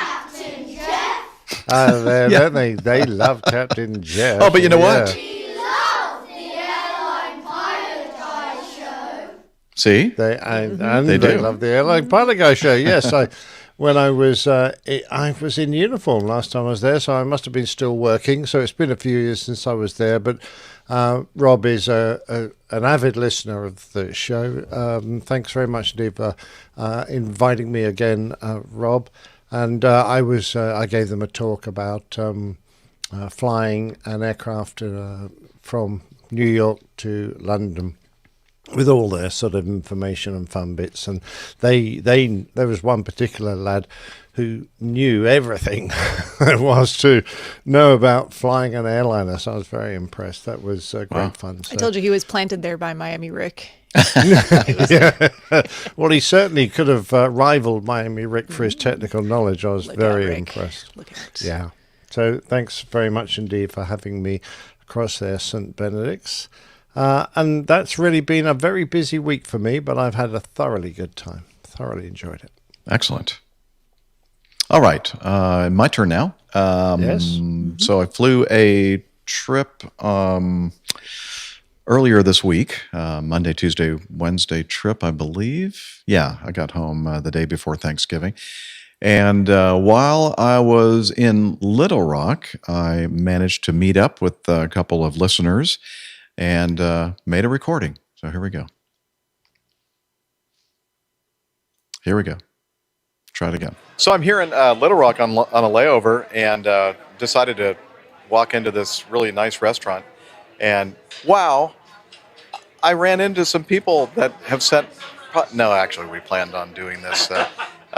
Anyway, we're at this beautiful restaurant, and Keith and Devin and their son Liam are here, and Tim Q, or Tim Qualls, is also joining us, and then my first officer, John Wright, a descendant of the Wright brothers. Yeah, what do you call them? Grandpas? Something like that. Yeah, Grandpa. Yeah. Anyway, so we're sitting at this round table in a wonderful restaurant. We have finished our just very, very tasty dinner. And thank you, Keith, for treating us all to just an amazing dinner. Anyway, so I thought we'd do a quick recording just to kind of spread the love in the APG community and kind of encourage you to do the same kind of thing. If you see I'm going to be somewhere on a layover and you want to organize some kind of either an intimate dinner at a fancy restaurant or even like get a whole bunch of people together wherever you happen to be, that's awesome. And you don't even have to have one of us crew members there, but it's always fun for me to be able to engage with our listeners like this. Anyway, so enough of me. You hear me talking all the time. So we're going to start with Keith. Here you go, sir. Just tell the audience, well, they already kind of know you because you sent in your feedback before, but just tell us a little bit about yourself and all this. Yeah. Awesome. Captain Jeff, this has been great. Thank you for, been listening to the show for, almost 2 years now. And so just was excited to kind of see, you're going to be in town, and we, emailed and connected with Tim too. And so it's great to put a face to the name or a face to the caricature, right? Yeah. I've sent in some good feedback, over the last year and a half. I got my sport pilot license. We talked about that. So I've just really enjoyed, in my 40s, getting my pilot's license. I've had this conversation with actually a number of people lately that I've talked to, a number of my customers about, oh man, I've always loved aviation or blah, blah. And, I'm 42 and I got my license, not even a year ago. Like, it's never too late. And so, that's something that I would encourage people to, so many of your listeners, I think, are pilots, but probably the majority aren't.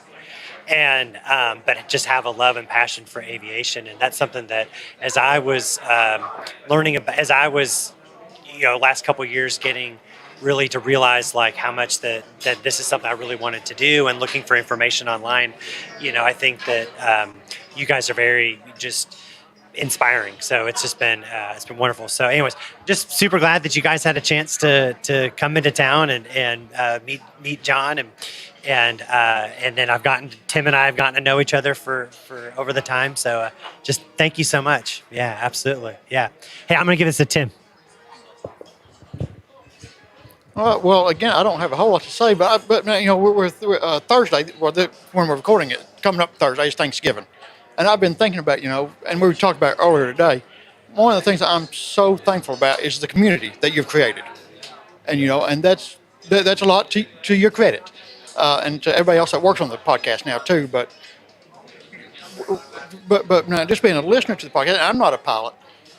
Maybe someday I'll be able to get my sport pilot at least, but to still feel like I'm a part of the community, regardless of whether I can actually fly, whether I'm asking questions that probably every pilot would know the answer to, but I don't, and still be treated almost as an equal. Well, actually, not almost, be treated as an equal. To me, that's just amazing, and to have the chance to meet John now, I've had a chance to meet, I guess I met you and Captain Nick and Dr. Steph and Captain Dana, and these are people I would have never met had it not been for your podcast. And so, yeah, I just want to take the time to say that I'm thankful for what you've done here.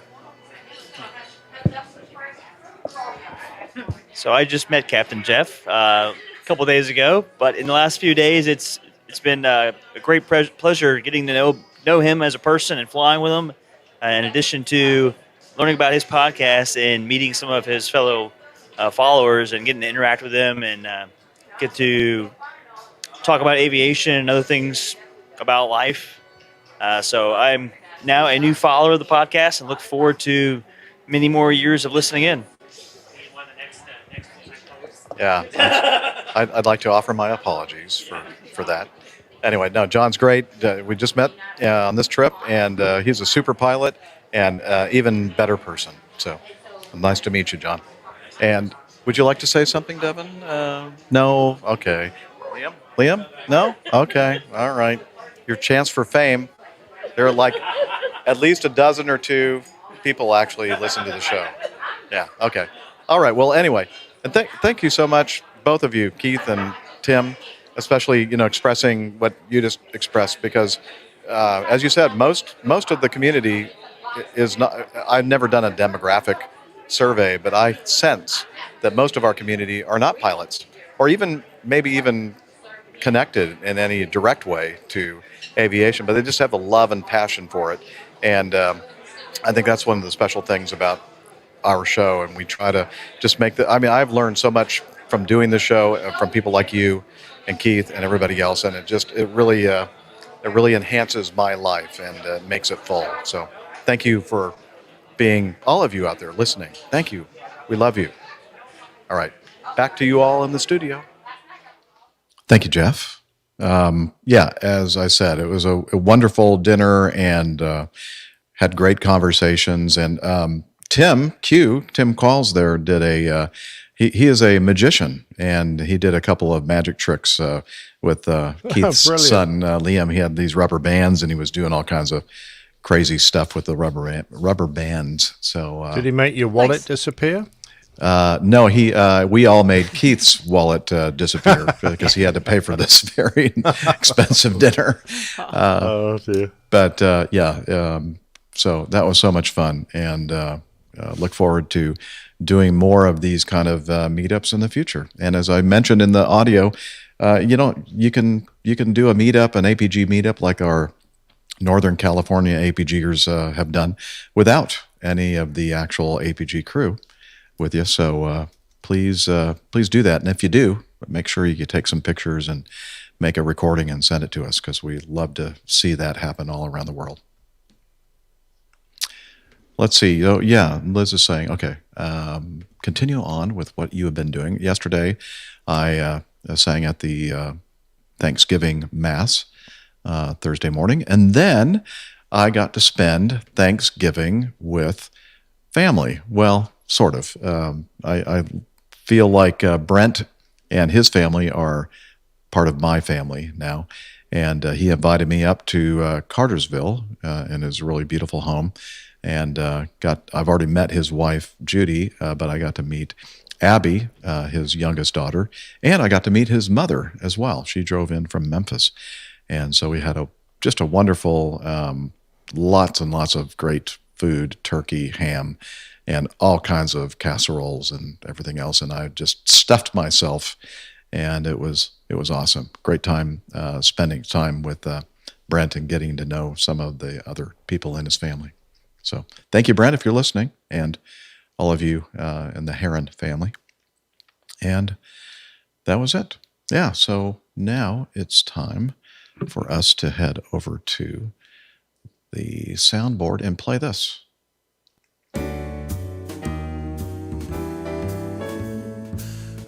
Johnny, how much more coffee? No thanks.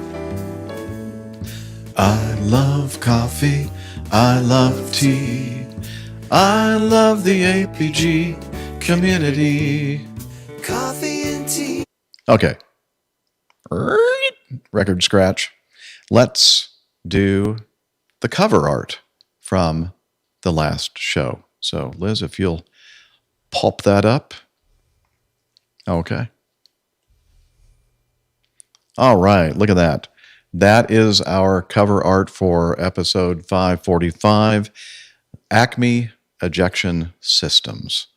And Nick, of course, played off on some kind of wacky ejection systems involved in the Roadrunner cartoon.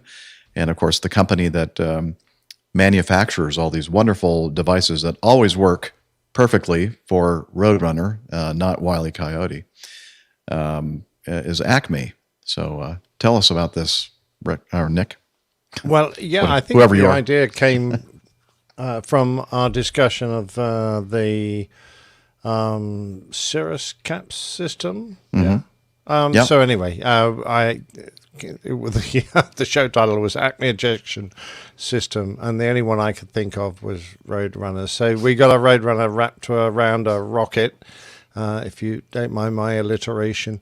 And as the Coyote is wrapped around the rocket. The Roadrunner's just gone by and fired the ejection system. So of course we see wonderful Wiley being sprung off his rocket by a catapult with a classic Acme.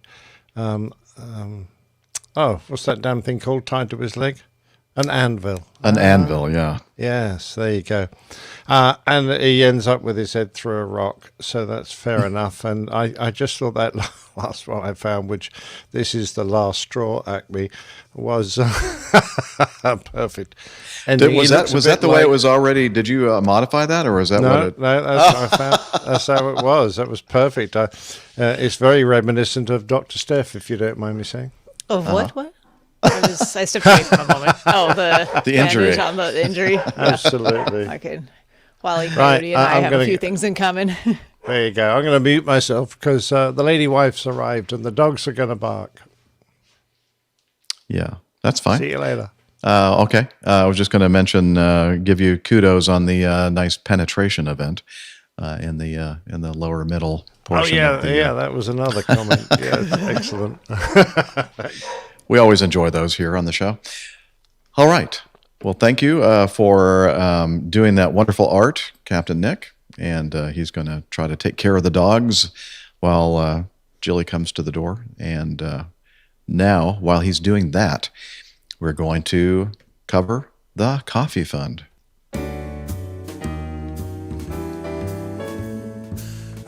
Johnny, how much more coffee? No thanks. I love coffee. I love tea. I love the APG community. Coffee and tea and the Java and me. A cup, a cup, a cup, a cup, a cup. Oh, yeah. Thank you, Liz. We were singing a duet. Coffee Fund, that's your way to support the show financially, if you have the resources to do so. And a couple of different ways you can do it. One is the OG, the original Coffee Fund Classic method. And since the last episode, I mentioned it in our last show, I just didn't have time to acknowledge it. We had a very generous contribution from Raghunath Apudurai? Apudurai. I don't know. That's a tough one for me to pronounce. But thank you very much, Raghunath, for your very generous contribution to the Coffee Fund Classic method. And the other way to support the show is to become a patron of the show via patreon.com. And since the last episode, no new patrons. But we had a bunch before that, so that's great. And so if you want to support our show financially, please head over to airlinePilotGuide.com/coffee and find out all about how you can join the Coffee Fund cadre. You'll be glad you did, and we will too. Gobble, gobble, gobble. Gobble, gobble. Yeah, the turkey got me. Gobble, gobble, gobble. That's what she said.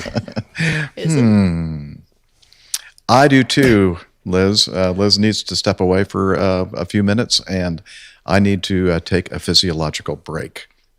So cool. So Nick's going to sing more songs. Nick is going to sing some more songs. No, I'm going to cycle my be careful. camera because it's flashing. It's been flashing a lot. All right, and here, and let me go get my overcoat, and I'll do some flashing as well. No, I better not do that. It'll take more than an explicit tag to make it through that. So, Steph, it's all you. It's up to me. Yeah. All right. Well, I see 14 eyeballs here. So there's like 3 people doing the chatting. Who are the rest of you? Like 11 out there. Show yourselves. Let us know who you are. Where you're from. Please. Some sort of interaction. Nope. Nobody's watching anymore. I see how it is. Just me. Well, in that case, I will tell you about what I am. What sound does a turkey's phone make? I have no idea.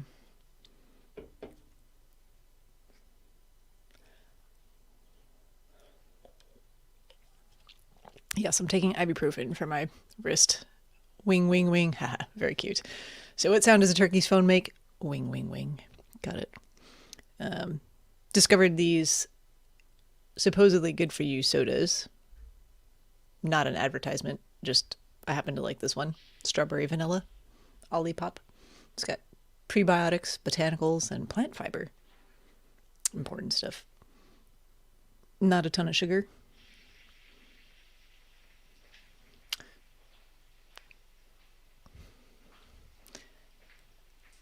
Do I have to buy into my partnership? Yes, but it's not excessive. So then we got Neil and Tony. Good to see you guys. Glad you're all here this morning. Or afternoon, as the case may be. They let me take home some molasses cookies. Molasses? Are they stroopwafel ones? Like they look kind of. They're just. Oh no, they're just cookies. Okay. Yeah, they look good. I was just saying, I'm drinking this better for you soda. Oh. Why is it better for you? I don't know. It's got not a lot of sugar. It's got 3 grams of sugar. It's got 9 grams of dietary fiber. Oh. So if you're looking for something to regulate, and prebiotics. I don't know. It's tasty. I like it. And it's not overly, I don't like a lot of these supposed like quote unquote healthier sodas because I don't really care for the aftertaste of stevia, which is oftentimes what they use to sweeten these. This does have, what do they say it has? It has saccharin. It does have no, it has stevia in it, but it has so many other flavors that I really can't taste the stevia in this particular brand as much. So, did you know? You probably do, but you're not a coffee drinker not because you don't want to be, but no, I've been drinking coffee again. Oh, this never was mind. Actual coffee. I've been testing it out, and it seems to be okay. Well, coffee has a lot of fiber. And I was thinking, well, what when you get the grinds or whatever in there? No, it's just all suspended. So when you think about it, like some of those what do they call fiber supplements? They have like that. It's like super fine powder that feels tastes granular. Yeah, psyllium or something. There's a lot of texture to the drink. Yeah. So, I thought to myself, well, when I think of fiber, I think of like like eating a orange or celery or, like big physical strands of fiber and that kind of thing. But apparently, microfiber is just as effective, I guess. So yeah. Main Man Micah says this is like a fizzy Metamucil. Yeah. Tastes better than Metamucil, that's for sure. That all Strawberry sounds vanilla. disgusting. Yeah. And Neil So says, do you know you. what masks the taste of stevia? Alcohol. Well, True. yep. I had a drink last night that did that. Oh, I have make us a- onto the Hobgoblin IPA. Yeah, it's beer o'clock here. I considered, and then I reconsidered, especially since I just took a handful of ibuprofen. Figured. Okay. I think beer and ibuprofen. Yeah, I didn't take go- Tylenol, so it probably, I don't know. So Zevia mixer. this is a brand of stevia soft drink, and they make a tonic water. I think it's a little bit too sweet, actually. But I prefer a drier tonic water. But this is nice because it has no sugar in it. And so, as somebody just mentioned, the alcohol, yes, Neil Landmore says that the alcohol can mask the taste of the stevia. stevia taste. Okay. So you're back, Liz. Okay. She said we're ready to roll. Okay. So let me go over here to the soundboard again. And we'll do this.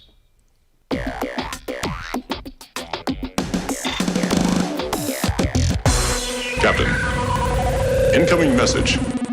All right, we have our feedback segment now, and we're going to kick it off with some audio feedback from our friend JJ Pittsburgh. Greetings, APG crew. It's JJ Pittsburgh here. I was listening to a recent episode, and Captain Jeff was talking about a signed book by a friend of his dad's that wrote an aviation book, and it got my wheels turning, and I have a question for the crew. What is your most prized aviation-related possession?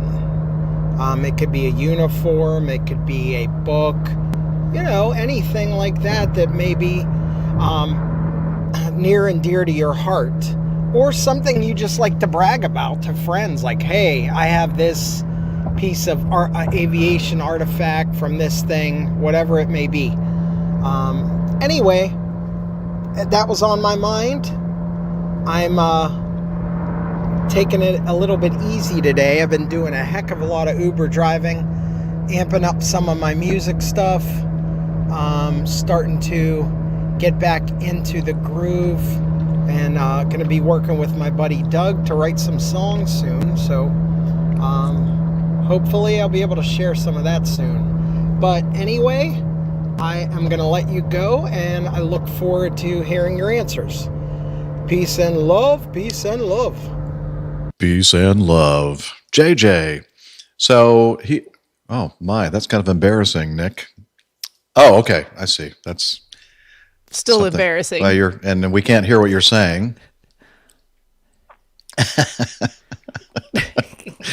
Thankfully, we can't hear what he's saying. Thankfully. My wife has just come back from IKEA. And what is that? Describe what it is. Oh, it's a gnome.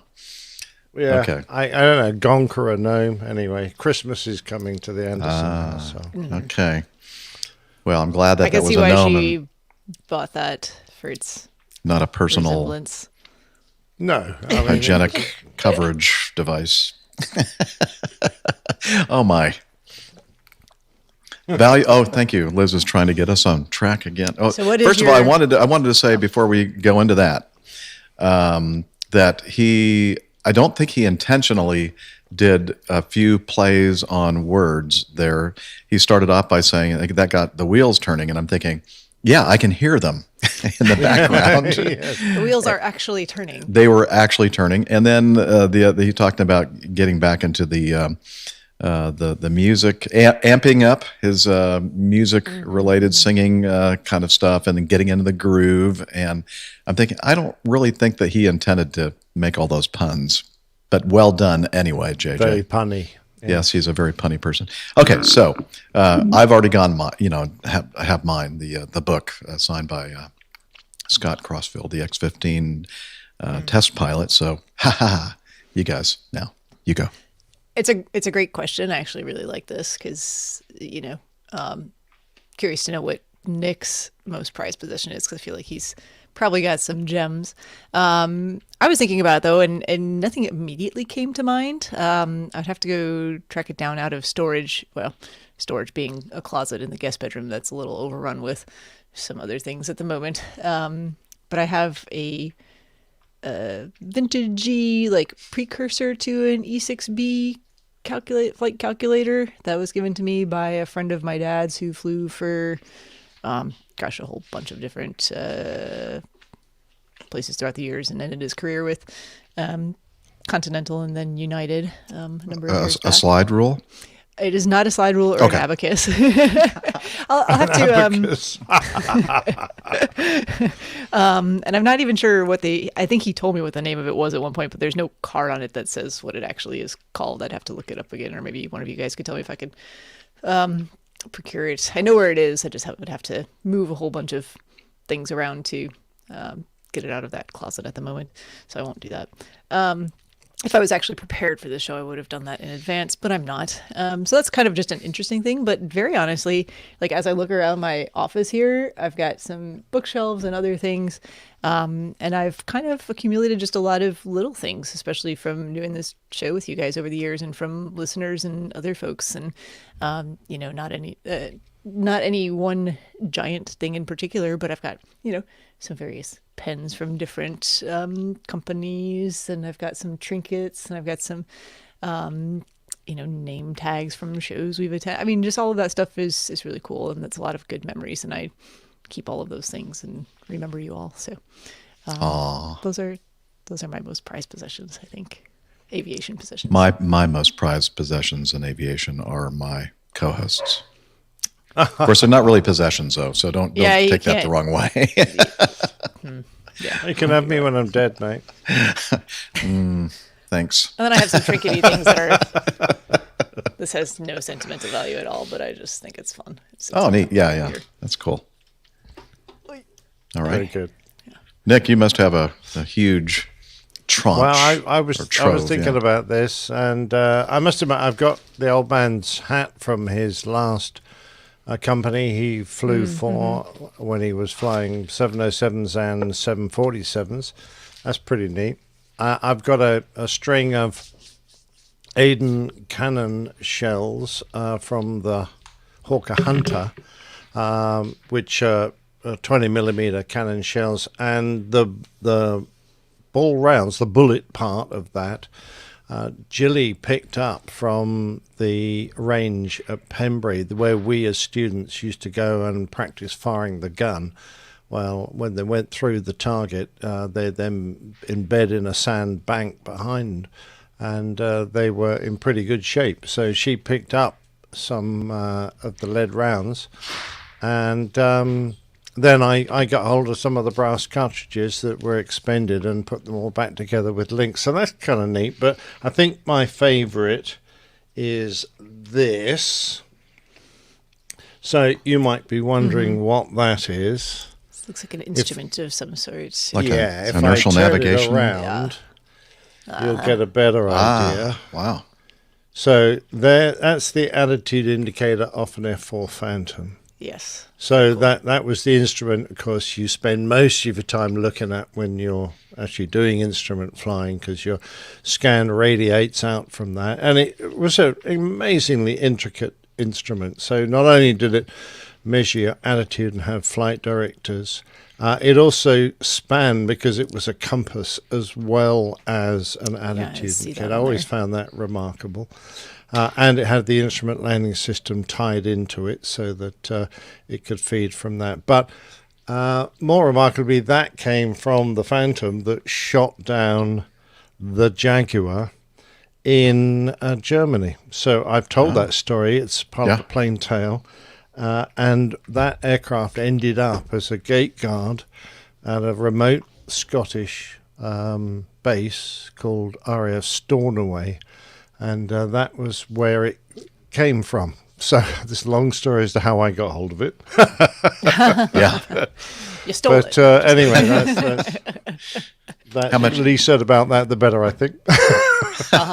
Understand. Okay. That's probably my most prized possession. Well, you know what, Nick, you reminded me of something that I completely forgotten about.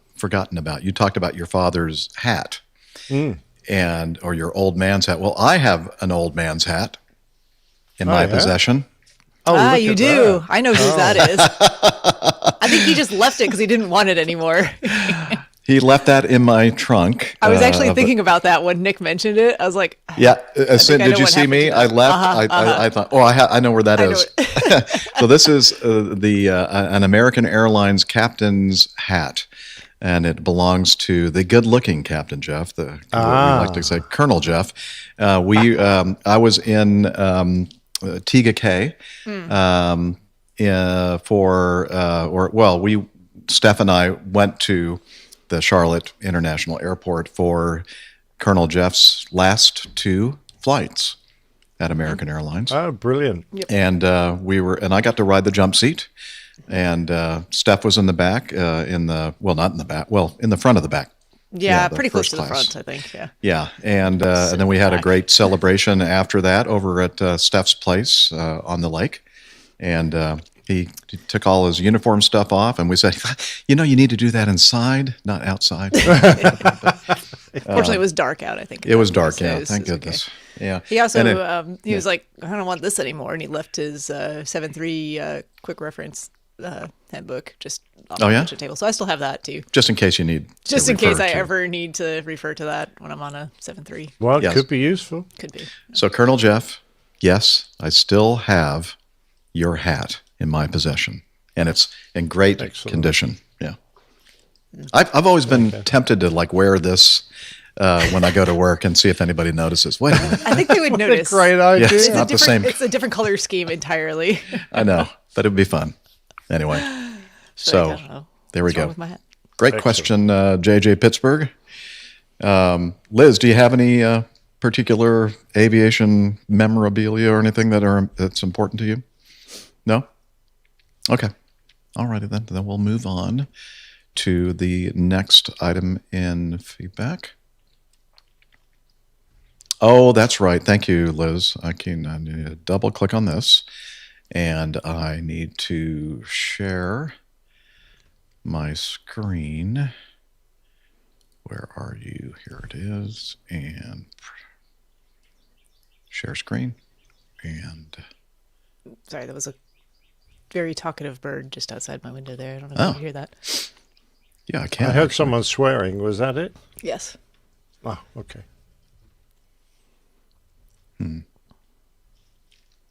Okay, if you can pop that one up, Liz, on the screen. All right, so this is some feedback from Robert N. Tucker, not Robert Tucker. He said, these are some interesting aviation articles coming out in the past week. Thought I would share with the crew and get any thoughts you all might have. Now, he did send this to us a while ago. Let's see. I'm not sure. Yeah, November 17th. It says last edited. Who knows when he actually sent it. But anyway, the first news item is from Newsweek.com, and the headline is Russia tells pilots to repair their own planes amid sanctions. So the comments came from Oleg Botarov, Russia's Deputy Minister of Industry and Trade, speaking earlier this month at the Eastern Economic Forum in Vladivostok during an address on air transport accessibility of the Far East and conditions of turbulence. Wow, what a name. Together with the Ministry of Transport, we must train and certify pilots as universal fighters. They must simultaneously be pilots and aircraft technicians, and the equipment should provide for the possibility of field repairs in operation. We are talking about pilots primarily of regional aviation, for which a fundamentally new system for maintaining the airworthiness of new types of domestic regional aircraft should be created. Anyway, the Russian aviation sector has been badly hit by Western sanctions imposed following Vladimir Putin's invasion of Ukraine on the 24th of February. Russian airlines were banned from the U.S., European Union, UK, and Canadian airspace following the invasion. In retaliation, Moscow prohibited EU and Canadian airlines from its territory. For a period, Aeroflot, Russia's flagship carrier, suspended all international flights other than to Belarus. Let's see. I'm going to scroll down a little bit. However, I want to make it crystal clear that this decision is not another sanction against Russia. It has been taken solely on the basis of technical and safety ground. Oh, wait, no, I should probably read the paragraph before it. The EU Commissioner for Transport, Adina Valian, said that this was unrelated to the invasion of Ukraine, commenting, "We are living in the context of Russia's unprovoked and unjustified military aggression against Ukraine. However, I want to make it crystal clear that this decision is not another sanction against Russia. It has been taken solely on the basis of technical and safety grounds. We do not mix safety with politics." Mm-hmm. Yeah, okay. What do you think about that? So you're a pilot and you're a technician. You're going to fix your own airplanes out there because... I feel like that's probably not what you signed up for. Probably not. In Yeah, most Rick, cases. Miami Rick could do it. Yeah. I mean, there are some people out there who are, they've got their A&P or maintenance technician certificates in addition to their pilot. But those things don't necessarily have to go hand in hand. I mean, there's some basics that you need to know for... what do they call it? Just very, very basic maintenance-oriented things, but certainly not being able to do large repairs on your aircraft or its power plant in most cases. So, you make a good point, Liz. Nick Camacho is already a mechanic, and he's in the latter stages of getting his A&P certification. And he's also a pilot as well. So in a way, he's already doing this kind of thing. But that's, a private airplane. It's not a passenger transport category kind of operations. Well, and I'm sure there's some people out there who are qualified to do both things, just personal interests or past work experience. But gosh, most people aren't doing both of those things simultaneously. There's a lot of maintenance of knowledge even to maintain and recency of experience for either flying and or aircraft maintenance, I would expect. So to ask someone to take on board all of those things together is it's probably doable, but it seems like a lot. Yeah. When you say doable, I don't know. It's it's hard enough staying current on all the procedures and requirements of an airline pilot. Then you add an entirely new area of expertise, that of being a maintenance engineer, and you're going, well, something's got to give, because there's only a certain level you can get to if you're trying to do that on top. And I personally go, how is this making aviation safer? Asking the pilots to now double up as engineers, because I don't think they'll be able to maintain that level of expertise than we currently have, having independent engineers. So it's completely bemuses me as to how that improves flight safety. Yeah. Well, clearly, I would say it's not improving it. I think it's putting a Band-Aid on a terrible situation. This is an act of desperation, basically, absolutely, from Russia. I think it's appalling. I mean, obviously, all airline pilots are given instruction on how to turn an airplane around to fuel it and put more engine oil in if it's required, that sort of thing. If there's no qualified ground engineers to do that, how to fill out the tech log. But in reality, most major airports have got people all capable of doing that. So you very rarely practice this sort of thing. And usually when you do, people make a complete hash of it because they haven't done it for years. It says in August, Reuters reported Aeroflot had started stripping some of its aircraft for parts after being cut off from Western equipment and servicing. Speaking to the news agency, an insider said an almost new Airbus A350 was being disassembled for parts. They also said equipment had been removed from a number of Aeroflot's Boeing 737s and Airbus 320s to keep other aircraft in flying condition. Based on flight data, Reuters calculated 50 of Aeroflot's 360 aircraft haven't taken off at all since July. Good Lord. Wow. Yeah. Well, it is common for airlines to pinch the odd part from an aircraft that's not going to need it for a while to replace one that does need it right now. What do we call that? Cannibalizing? Yeah. But I mean, it's a dreadful thing to have to do because it like doubles the man hours to maintain it, because not only have you got to take that out of an aircraft and do all the paperwork involved, you then got to install it in a new airplane, do all the paperwork involved in that, and then when it comes time to replacing it back in the original airplane, you've got to do the job a third time. Instead of just taking one off the shelf and fixing one airplane, you're now doing it with three different tasks. So it's dreadfully bad for a man-hour point of view, an efficiency point of view.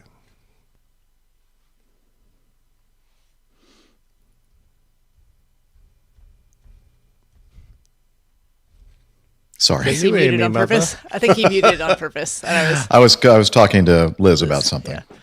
Anyway. And I was going to do it really smoothly and nobody would notice. noticed. Sorry, Nick stopped talking and I didn't have anything to add. Thinking, well, thanks for vamping, people. Well, I was assuming you were going to come right back with like the next, sorry. I am. It's just a little bit longer than you anticipated. Have fun with the post edit. Yeah, it's all part of it. It's just instead of a tiny little snip, it'll be a larger. Ooh, yikes! All right, you had the snip. Yeah, I don't know why I said snip, but anyway, the second article that Robert sent us a link to is from BusinessInsider.com. Aeroflot says it ordered more than 300 fully Russified airliners. Take a look at the Irkut MC-21 jet. The airline says it will be its new flagship. Okay, so the reason why I'm sharing my screen now is because there are a bunch of photos in here, and so it's almost like a big slideshow. There's that MC-21 picture on the top. Russia is desperate to end its reliance on Western-built technology. There's a picture of a 737 Aeroflot branded. In September, the Aeroflot Group, which is the parent company of Russian national airline Aeroflot, announced it has signed an agreement to buy 339 Russian-built planes from the state-owned United Aircraft Corporation. And the $16 billion order includes 40 Tupolev Tu-214s. It's a very similar design to the Boeing 757, I'd say. Or I guess you could even say the Airbus 321, kind of a long, skinny, narrow body airplane. 89 Sukhoi Superjet new or SSJ new aircraft. And 210 Irkut, is that the way you say that? Irkut, MC-21s? I don't know. Sure. Yeah, so Tupolev, Sukhoi, and Irkut are Russian plane makers and subsidiaries of UAC, United Aircraft Corporation.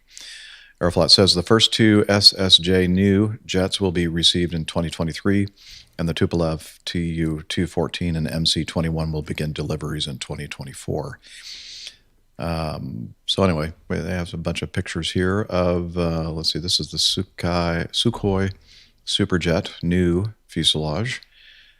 Scrolling down. Oh, you know what? Some of these pictures aren't showing up. Well, that's no good. Yeah, they were there. What's going on here? Huh. Yeah, something happened to our little window here. So, yeah. A lot of Russian airplanes. And we'll have a link to that article in our show notes, and you can take a look as well. Yeah, a lot of great pictures that we're not getting here. It's good. I mean, there is a reason why Russia have so many Western airplanes. That's because in the past, the West have built much better quality aircraft, much more economical, and your big countries were much happier when Aeroflot were flying Western airplanes into Europe and into America because at times the old airplanes that Russian airlines were flying were considered sometimes to have such a poor safety record they weren't even allowed into certain countries. I don't think that their own industry is going to be able to design and build aircraft that are going to be better than Boeing's and Airbus's. But so it's going to cost Russia in the long term, I'm afraid. Yep. It is. Looks like I reloaded the thing, and it is now behaving a bit better. Yeah, you see, their airplanes, that one at the bottom, they don't even have wings. So I don't know how that's going. Yeah, that's a safety issue right there, I tell you. Yeah, You can see the problem. The source of the problem. Yeah. There's some, okay. Yeah, see what I mean? Yeah, look, that can't be aerodynamic. No, it hasn't got a very pointy nose, even. Oh, maybe that's what it really looks like. Oh, look at that. There's one Aeroflot there at LAX and some Delta tails in the background. That's an old Airbus there. That's a 300, isn't it? And, I don't know. That's not going to work very well. That person. There's a person in the intake. Yeah. Well, that's because they run out of fuel and he's having to wind the engine around. That's one of the Liz says it's one of the pilots. No, that's one of the pilots that has become a new technician. Yeah, and somebody told him he shouldn't be doing that when they're trying to start that engine. Yeah, there's a learning curve. Yeah. Okay. There's that Sukhoi Superjet new. Those look like Boeings to me. Boeings. Yeah. Those are okay. Max. Yeah. So Max, yes. Let's see. The MC-21 is dropping the American-made Pratt & Whitney PW-1000G engine for the Russian-built Aviad Vigetel PD-14, made by state-owned United Engine Corporation. So we have United Aircraft Corporation and now United Engine Corporation. Another shot of the MC-21. Yeah, it looks like Spirit colors there. Yeah, anyway. So again, if you want to take a closer look at all these pictures, we'll have a link to it in the show notes. All right, our control room is telling me now that this would be the perfect time for us to play this episode's edition of The Old Pilot's Plane Tales. And so I'm frantically trying to find where to go to push the button that no pilot would ever push, if he knew better anyway. All right, here we go. Here is The Old Pilot's Plane Tale for this episode, Around the World in 20 days.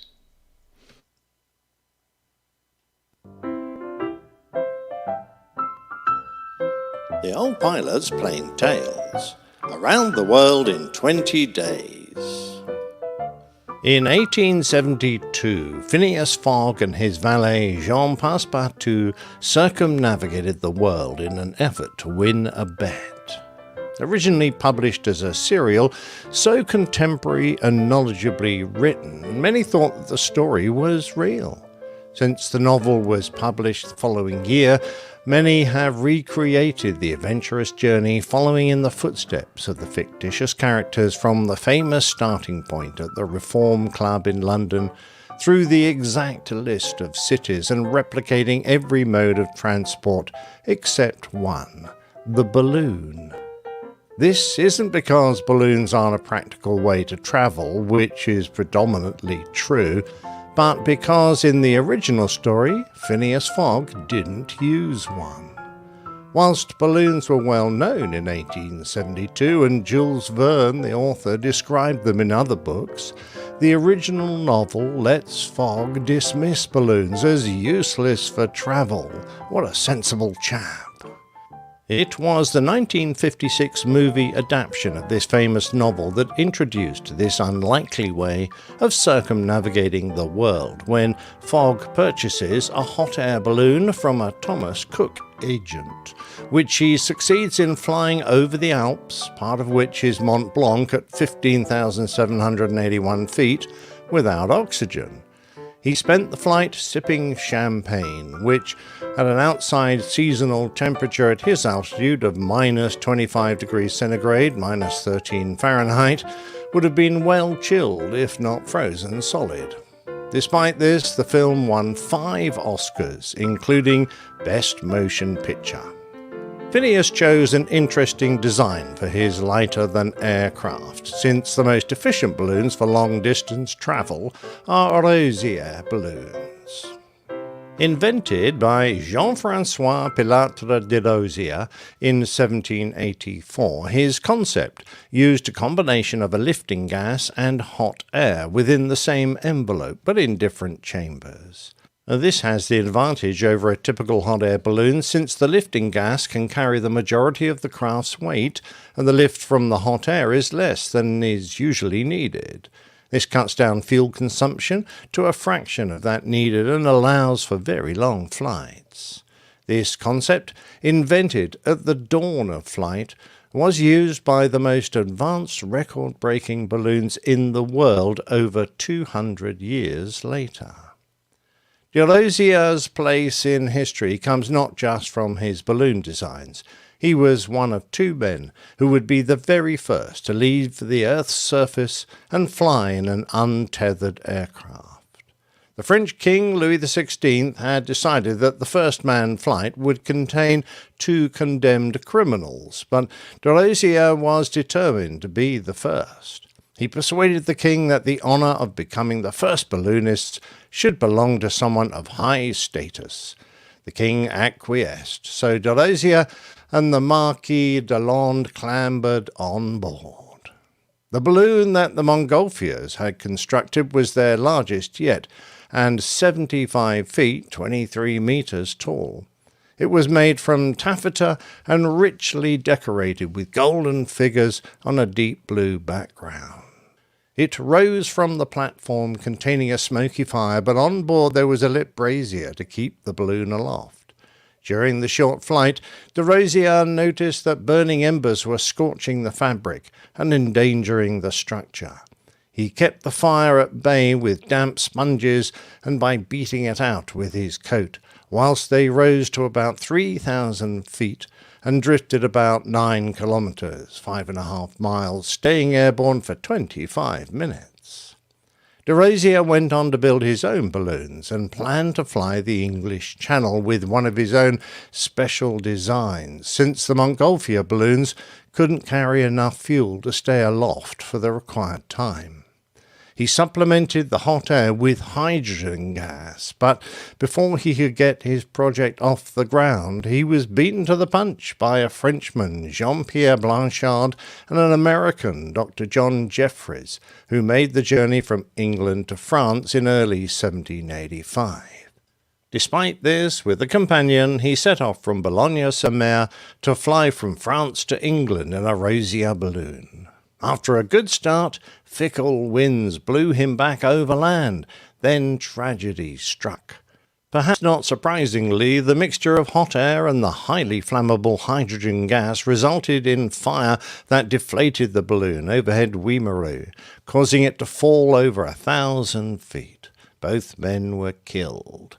Nevertheless, Rosier had assured his place in history, and his design is one that balloonists today make practical use of. The modern version of the Rosier balloon looks more like a spaceship than the earliest form of air travel invented by man. The renowned company Cameron Balloons constructed all 3 Rosier balloons that have completed successful non-stop flights around the world, and they are also responsible for 3/4 of the world's specially shaped balloons. Early ones were personally designed by the aeronautical engineer Don Cameron himself, and out of his factory came the Fantasia Castle, a bust of Beethoven, trucks, shoes, telephones, motorcycles, dinosaurs, dogs, rabbits, and even Mickey Mouse and Donald Duck, all of which have provided a colourful extravaganza in our skies. The technical aspects of a record-breaking Rosier balloon present a markedly different challenge from creating a flying minion. Minions hardly need the advanced Kevlar and carbon fiber composite weave, lightweight burners, titanium fuel cylinders, and pressurized gondolas required to allow a balloon to fly in the stratosphere, where the temperature can easily reach minus 70 centigrade. And the air is so thin that without an artificially created atmosphere for the pilots, death would be startlingly rapid. Cameron's reputation as a leading light in his craft has been recognized worldwide, since 85% of the balloons from his family-run factory in Bristol are shipped abroad. Don survived an attempt at achieving a transatlantic flight when weather brought him down within sight of the French coast, but others didn't. There were 14 previously known attempts that killed 5 crew members. The first was in 1873 and only travelled 45 miles, but the fate of some others is still unknown. The balloon Free Life was launched from East Hampton, New York, in 1970, piloted by Malcolm Brighton, with Rodney Anderson and Pamela Brown on board. When the pilot, whom they had been counting on for the flight, withdrew close to the time of departure, Anderson hired Englishman Malcolm Brighton, 32, whose ascent in the Free Life was to be his 100th and his last. The Free Life attempt was the first to use a Rosier-style balloon for an Atlantic attempt. Built by Mark Seamich, it used a combination of helium and hot air. Below the spherical helium gas cell was a conical sleeve where air could be heated by burners in the same way as a normal hot air balloon. By varying the hot air temperature, altitude could be maintained without having to release helium or drop ballast. The burners were principally used to compensate for the lack of solar heating at night. The weather was perfect. Families picnicked and parted. The giant yellow, white and orange balloon, 7 stories tall, was spectacular. Spirits were high, and the 1,500 well-wishers seemed to share a sense of participating in something extraordinary, cheering their ascent. Disaster struck 30 hours after launch. A hot air mechanism designed to maintain the balloon's altitude at night failed. When it encountered a high-altitude cold front and a severe rainstorm, they were forced into a night ditching in the Atlantic about 600 miles southeast of Newfoundland. The last message from the Free Life was, "We are ditching. We request search and rescue." For 14 days the waters were searched, but all that was found were a few items from the gondola. Light Heart was a different design, consisting of a sealed and pressurized envelope suspended from a cluster of 10 super-pressure balloons. In theory, such a balloon can retain a constant altitude over very long-distance flights. After his takeoff in February 1974, Colonel Thomas Lee Gatch Jr. suffered a failure of one of the balloons, which slightly reduced his ability to attain the planned 39,000 feet. Gatch maintained radio contact with passing airliners, at least 2 of which had to maneuver to avoid his craft. His last contact was with BOAC Flight 583, at which point he was nearly 1,000 miles northeast of Puerto Rico. He continued to drift south of his planned course, passing well to the west of the Canary Islands, drifting towards Africa at a mere 1,000 feet. The gondola was boat-shaped and designed to float, but no trace of the balloon or its intrepid pilot were ever found. The Atlantic was eventually conquered by a pure helium balloon, Double Eagle II, flown by Ben Abruzzo, Larry Newman, and Maxie Anderson. The first Double Eagle had failed in its attempt when, after being blown off course, it was forced to ditch 3 miles off the coast of Iceland. On the second attempt, having left from Presque Isle in Maine, they landed 137 hours 6 minutes later in a field of barley near Paris, despite being offered the opportunity of touching down at Le Bourget Airport, where Charles Lindbergh had landed, having covered a little over 3,000 miles. When it came time to return to the United States, Air France gave the pilots and their spouses free tickets on Concorde to make their journey home. Other successful transatlantic flights were made, such as Sir Richard Branson and Per Lindström's flight in the hot air balloon, the Virgin Atlantic Flyer.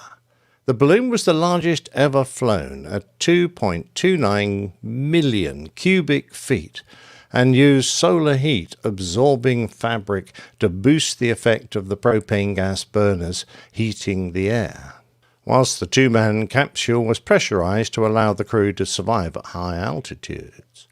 Despite losing a fuel tank on takeoff, everything went as planned, with them picking up a jet stream, a current of fast-moving air in the upper atmosphere, at only 27,000 feet, which boosted their ground speed to 130 miles an hour.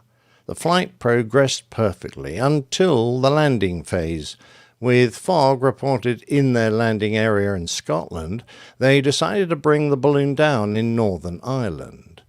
Touching down 31 hours and 41 minutes after takeoff, they immediately bounced airborne again and continued up to avoid power cables. Now repeatedly dipping into the Irish Sea, the explosive bolts that would release the gondola failed, so they decided to abandon the balloon, with Lindstrand jumping first. Before Branson could join him, the change in weight took the Virgin Atlantic Flyer back up to height, leaving him stranded on board. Branson managed to bring the balloon back down to a height from which he could jump safely. With the Atlantic well and truly conquered, the next challenge was the Pacific Ocean. In one respect, this was an easier option, since the jet streams over the Atlantic change frequently, whereas the subtropical jet streams form two almost continuous bands of fast-moving air about 30 degrees from the equator. Compared to the Atlantic crossing, however, this would be a marathon. Ben Abruzzo and Larry Newman, however, had again beaten Branson to the punch in their helium balloon Double Eagle 5. They took off from Japan on the 10th of November 1981 with Ron Clark and the thrill-seeking restaurateur Rocky Aoki on board. They spent 4 days, 84 hours and 31 minutes to be precise, carefully navigating the balloon along the jet streams until, weighed down by ice and buffeted by a storm, they crash-landed in Northern California, ending the nearly 6,000-mile flight. The success of Ben Abruzzo's flight didn't dampen Richard Branson's effort, and his new balloon was even larger than the previous one. At 220 feet high, it would have dwarfed the Statue of Liberty. Their target wasn't just to be the first hot air balloon to cross the Pacific Ocean, but a bigger one. Sadly, as they flew away from the southern tip of Japan and started their long journey, an accident with the balloon's controls put paid to any hope of something bigger. They managed to jettison 2/3 of their full propane fuel canisters. Lindström did the calculations. There was little point in ditching where they were, nearly 1,000 miles from Japan, but they had to finish the crossing in only 30 hours. It meant keeping up an average ground speed of over 170 miles an hour from then on. That no manned hot air balloon had ever crossed the Pacific or attained a speed of 170 miles an hour didn't really matter when it was their only chance. They took it, riding a jet stream at speeds reaching 218 miles an hour. The next day they slammed back to Earth on an unnamed frozen lake deep in Canada's Northwest Territories. It was the longest manned balloon flight ever, helium or hot air, at 6,700 miles in 46 hours, 16 minutes, and at an average speed of 145 miles an hour. Since then, the ultimate goal of a round-the-world balloon flight has been achieved 3 times, and the first was by Bertrand Piccard and Brian Jones in a Cameron R650 Rosier balloon called Breitling Orbiter 3. Steve Fossett, Branson and Lindstrand attempted a rival flight the year before from the Moroccan desert. Branson was to fly over the Himalayas, violate Chinese airspace, and cross North Korea, but despite their best efforts, they crash-landed in Hawaii on Christmas Day after falling out of the jet stream. Piccard and Jones's journey began amongst the majesty of the Swiss Alps, ascending into the morning air amid the cheers of thousands of spectators. During that first day of flight, they had beautiful views of Mont Blanc and the Matterhorn. They passed over Italy, then flew south and west over Mauritania to catch the jet stream eastward. By the 5th day, they were over Libya. They raised and lowered their altitude to ride the optimum jet streams at the right speeds so that their path eastward was as controlled as possible. Over southern Egypt, the Sudan, and then India and Bangladesh, before the difficult task of crossing China without going over the forbidden 26th parallel. It was a close call, but then they faced a 10,000-mile stretch of water across the Pacific. For 6 days they were almost becalmed before the right jet developed and rushed them on over Mexico. They began drifting down to Venezuela until they climbed high enough to pick up the currents they needed to continue. Back on course, over Jamaica, they only had 4 out of 32 fuel tanks remaining. Despite their concerns, they maintained their progress to cross their original track over Mauritania after 19 days, 21 hours and 47 minutes of flight that covered 26,050 miles. The successful balloon circumnavigation by Piccard and Jones in 22 days stands as an impressive technological accomplishment and an inspiring testament to human endeavor.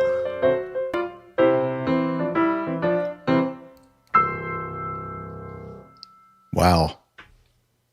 Talking about Yes. some accomplishments, and very impressive that the old pilot decided to cover all this balloon All these stuff. balloons. Yeah, well, I was thinking about, people going around the world, and they've done it on bicycles, and people have walked it and all these things. So I thought, well, a balloon is just about as silly as it gets. So Why not? I thought speaking of silly things, I was looking at that very last picture there, and they have their blood types like in patches on. Oh, their, yeah, I was like, noticed why? that. Why? Yes. Like if you ditch in the ocean, what good is that going to do them? I'm not real sure. It'll be interesting to the point. fish. I guess. And you can also tell what kind of watches they have. Yeah. Yeah. No, actually, to be fair, it was one of the last barriers for any explorer really was to go around the world just using the winds that are available, and it required, I guess, a lot of skill. But nowadays we're so good at predicting where the jet streams are, what height they're at, etc. It would as time went on, it became a lot easier, I think, for the balloonists to predict exactly where to be Weather and what height to be. forecasts, all that good stuff. Earlier on, I think it was a bit more, Oh, it was a lot more guesswork. cowboy. Yeehaw. Oh yeah, yeehaw! Absolutely. So, but I was always intrigued by it because my boss was up there with the rest of them trying to get these records, and when I would do interviewed for Virgin, I asked them. I said, "This bloke, he keeps trying to do transatlantic speedboat rides. And he sank in one to get records, and then he's trying the ballooning. What happens if he dies? I mean, what happens to the company? The company. Yeah. And valid they question. looked at me and said, "That's a very good question, Mr. Anderson." Presumably, I there's thought- some sort of line of succession that's already been thought out for. Well, possibly. I don't know. Yes, they didn't say. You know. Yeah. have Anyway, luckily we he ever didn't. Said, have either of you ever been up in a hot air balloon before? No. I have not. Sensible people. Yeah. So I think probably more than half of the entertainment value of this plane tale was being here while we're recording live, watching the video and the live audience, and all the very, very funny comments being made. Yes, they were good ones. Like Nick was talking a lot of hot air in this one, and then Neil says it's all blown over now. Yeah, And Neil just was doing very well. The He crazy said. balloon pilot once, he was a basket case. A basket Yeah, that's the one case. I was going to read out. Yeah. Oh God. Yeah. It's a bit up in the air at the moment. You can read the what do they call that? The replay of the comments being made by heading over to youtube.com/airlinepilotguy, which is our YouTube channel. Or you can join us live, and you too can make some really funny comments. Really inane comments. And to all our listeners who love ballooning, you're very special people. You're very special, like the special bus. Yeah. Okay. They go to special schools. Yeah, we're thinking that maybe just a couple of more pieces of feedback, and then we'll just kind of make it a shorter show for this Black Friday edition. And 11, okay. Let's scroll down to 11 from Anonymous. Dear Captain Nick, gradually catching up with my podcast backlog. So this, maybe he should, Liz. Nick, would you like to read this from Anonymous regarding plane tales? Sure. I'm just going to cut down my beer drinking time, but there you go. Oh, Dear that's a good Captain thing. Nick, gradually catching up with my podcasting backlog, so this feedback's a bit tardy. Thank you for such a well-told tale of an absolutely horrifying accident. Although the actions of some of the management and maintenance personnel border on the criminal rather than the accidental, and he is talking about the Nation Air DC-8 tire failure story I did a little while ago. I confess to having a professional interest in the topic of correct tyre pressure maintenance. I'm a systems expert at EASA and have been so for the last 16 years, specialising in hydromechanical systems and flight control certification of aircraft and rotorcraft. I also perform ETSO approval of all tyres, wheels and brakes. Prior to this, I was responsible for the certification of the ATA-32, the landing gear systems, at Airbus in Filton, which I think Bristol Filton, yes. The accident you described has been seminal in the development of many regulations and design features intended to minimize the probability of a repeat event. Fire detection loops are common in landing gear bays into which brakes are retracted. Brake temperature monitoring systems are used to provide a warning before a hot brake is retracted into a bay, or if the hot brake is detected after retraction, a warning is provided and the crew can extend the gear to cool it. But excuse me, you know this because the aircraft you flew had these protections in place. In addition, testing requirements have been improved at component level for tyres, wheels and brakes. Recently, the CS25 has been amended to require that, I quote, means must be provided to minimize the risk that a tyre is below its minimum serviceable inflation pressure during operation. End quote. Similar regulatory material has also been introduced in CS26, additional airworthiness specifications for operations, so that in-service aircraft have a level of protection against tyre underinflation. Of course, no amount of regulatory material can eliminate errors in the systems operated by humans, who are flawed, complacent, and sometimes lazy, or, this is me speaking in the case of this particular accident, criminal. The whole industry needs to realize that while tires are remarkable pieces of engineering in themselves, they need to be cared for by checking their pressures daily, keeping foreign object damage, FOD, out of the way, in brackets Concorde, and we all know about that accident, minimizing skids, and generally monitoring their condition during walkarounds. I wonder how many of us who do walkarounds take a really good look for cuts and nicks and indications of hydroplaning and damage, etc. If you're looking for more plain-tail material, admittedly on the same topic of tire inflation, you could look at the Learjet in Columbia SC. South Carolina. Have thank you not you. done a plane tail on? This was actually, I mean, it's well known here, obviously, because of who was on board this particular aircraft. I think he's referring to. Who was on board? Because I haven't. It was a musician. I can send you the information. I think this is the one he's referring to. I'll have to double check. All But right. I'm pretty sure. Yeah. Yeah. Okay. This was back in 2008. A musician Right. of a well-known punk rock band here in the U.S. Okay, interesting. Please keep up the excellent plane tales, and if they can be used to highlight safety concerns, so much the better. And I agree. I think this is a fantastic way of, if you're a professional pilot, or indeed any kind of a pilot, of doing your homework. I don't mind if you want to read this out in the podcast, but please protect my identity, and we shall do so. All the best. Keep the blue side up. Any mouse. Any mouse will do. Any mouse. Brilliant. Well, I think that's a fantastic bit of feedback. Thank you very much indeed for your kind comments.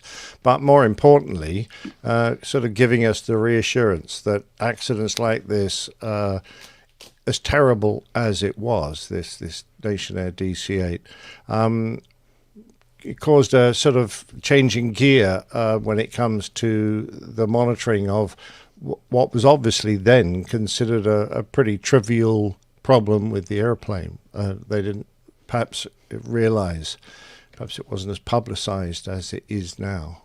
Although I still think that a lot of people would go, oh, there's only 20 PSI difference between these tires. Let's just go. We'll take that, without realizing the risk they put themselves in. Yep. Mm-hmm.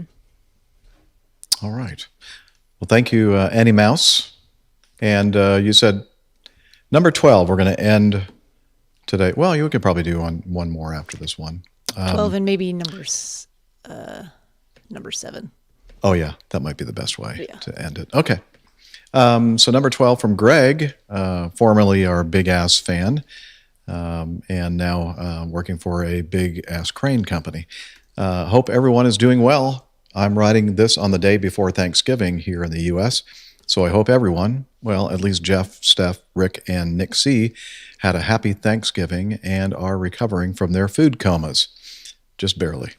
I'm writing with little additional information about the Cirrus Aircraft Parachute System, CAPS, at least what I know about it from a first-hand look. In August of 2021, I interviewed and was offered a job at Cirrus in Duluth, Minnesota. I ultimately had to turn down the job after accepting it and turning in my resignation at Big Ass Fans, but that's a story for a different day. While I was in Duluth for my on-site interview, I got a tour of the Cirrus plant and saw how they assemble the aircraft and install the caps. Any of you that built model airplanes from the plastic kits as a kid, imagine that on a giant scale. The Cirrus fuselage, at least for the propeller aircraft, is actually composed of 2 fiberglass halves split down the center of the aircraft and then glued together just like you would assemble one of those old plastic model kits. The caps is located in a compartment behind the passenger cabin. If you've ever seen a photo of a Cirrus aircraft with the caps deployed, you'll notice that the straps on the parachute are attached to the front of the aircraft right behind the firewall and to the rear of the aircraft just in front of the tail. So how do they pre-install the strap from behind the passenger cabin to the front of the aircraft, you ask? Well, there's a channel molded into the fuselage half that runs from the caps compartment to the front of the aircraft. When the caps are installed, the strap is laid in that channel and then covered by breakaway material prior to finishing and paint. When the caps is deployed, that strap breaks out of the channel and the parachute catches the airplane. Jeff mentioned that the aircraft is basically destroyed by the Cirrus aircraft parachute system deployment, which is probably a pretty accurate statement since the straps basically rip a portion of the side of the fuselage away at deployment, but at least the occupants land relatively unscathed. It was interesting to see the assembly process, and I just thought I would share my unprofessional view of what I saw. How very unprofessional of you, Greg. Happy flying, everyone. Blue skies and tailwinds. Your formerly big-ass fan, Greg Peterson. Wow, good information. I like the photo there. That's interesting to see how it... Yeah. Oh, yeah. To me, it reminded me of a whaler trying to harpoon a whale. And I was just thinking, if you managed to fire that into a 747, you could probably catch a ride. Oh, yeah, there you go. For a while there, I was, had flown some of the Cirrus aircraft a fair amount, and the cap system has this little red pin above the pilot and co-pilot, and we always referred to it as the grenade pin because it kind of seemed like it was, you pull it out like a grenade pin basically, and this kind of makes me think of that as well with that solid propellant rocket motor and all of that. Okay. Yeah, Liz and I were having a discussion about the parachute, the caps on the Cirrus aircraft, and I think there was actually some studies and parachutes. We talked about it on the show, I guess, about how it has indeed helped Cirrus sell more aircraft, I'm sure, because of the safety aspects. But we are wondering your opinion about the fact that it may also perhaps encourage pilots piloting that particular aircraft, them to do things, maybe push the boundaries a little bit more than they would, knowing that they have this, this backup system to get them out of trouble if they, So I haven't heard that criticism necessarily. I've heard criticism that perhaps pilots are too quick to use it in emergency situations, but I don't know that you could ever go back and criticize someone for making that judgment if they really thought that they were not going to be able to land the aircraft safely otherwise. If you're not there at that, unless you had some very compelling evidence to say, oh, yeah, that was absolutely the wrong decision to make. The only incident that really comes to mind with regards to maybe pushing things too far was the guy who was trying to ferry one to Hawaii. And I don't know if there was a fuel planning calculation problem, whatever, but basically ran out of fuel over the Pacific Ocean and used the caps to gently touch down into the Pacific Ocean, quite near a cruise ship, if I recall correctly. And with plenty of altitude and time to make, emergency distress calls and have rescue folks awaiting. And there's great outside video from rescue helicopter. Yeah, I remember seeing that. Yeah. So That's I the guess only one you I spent can the rest of think the night in the bar. There you go. Perhaps. I would. Yeah, after that. Yeah. My flying career's just gone up the chute, so I'll have a beer. No pun intended.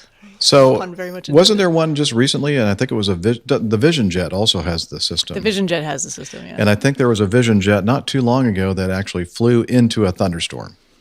Well, yeah, didn't work out very well. That probably didn't go great. These things, these Cirrus aircraft cost quite a bit of money. But as with other things in life, sometimes having money doesn't always equate to good decision making. Nor happiness. Nor happiness. So keep that in mind, folks. Yes. Okay, and finally, we're going to wrap it up with this from our good friend Larry Gregory. He likes to call himself Larry Geezer, and it's a cartoon from, of course, our favorite cartoonist Gary Larson.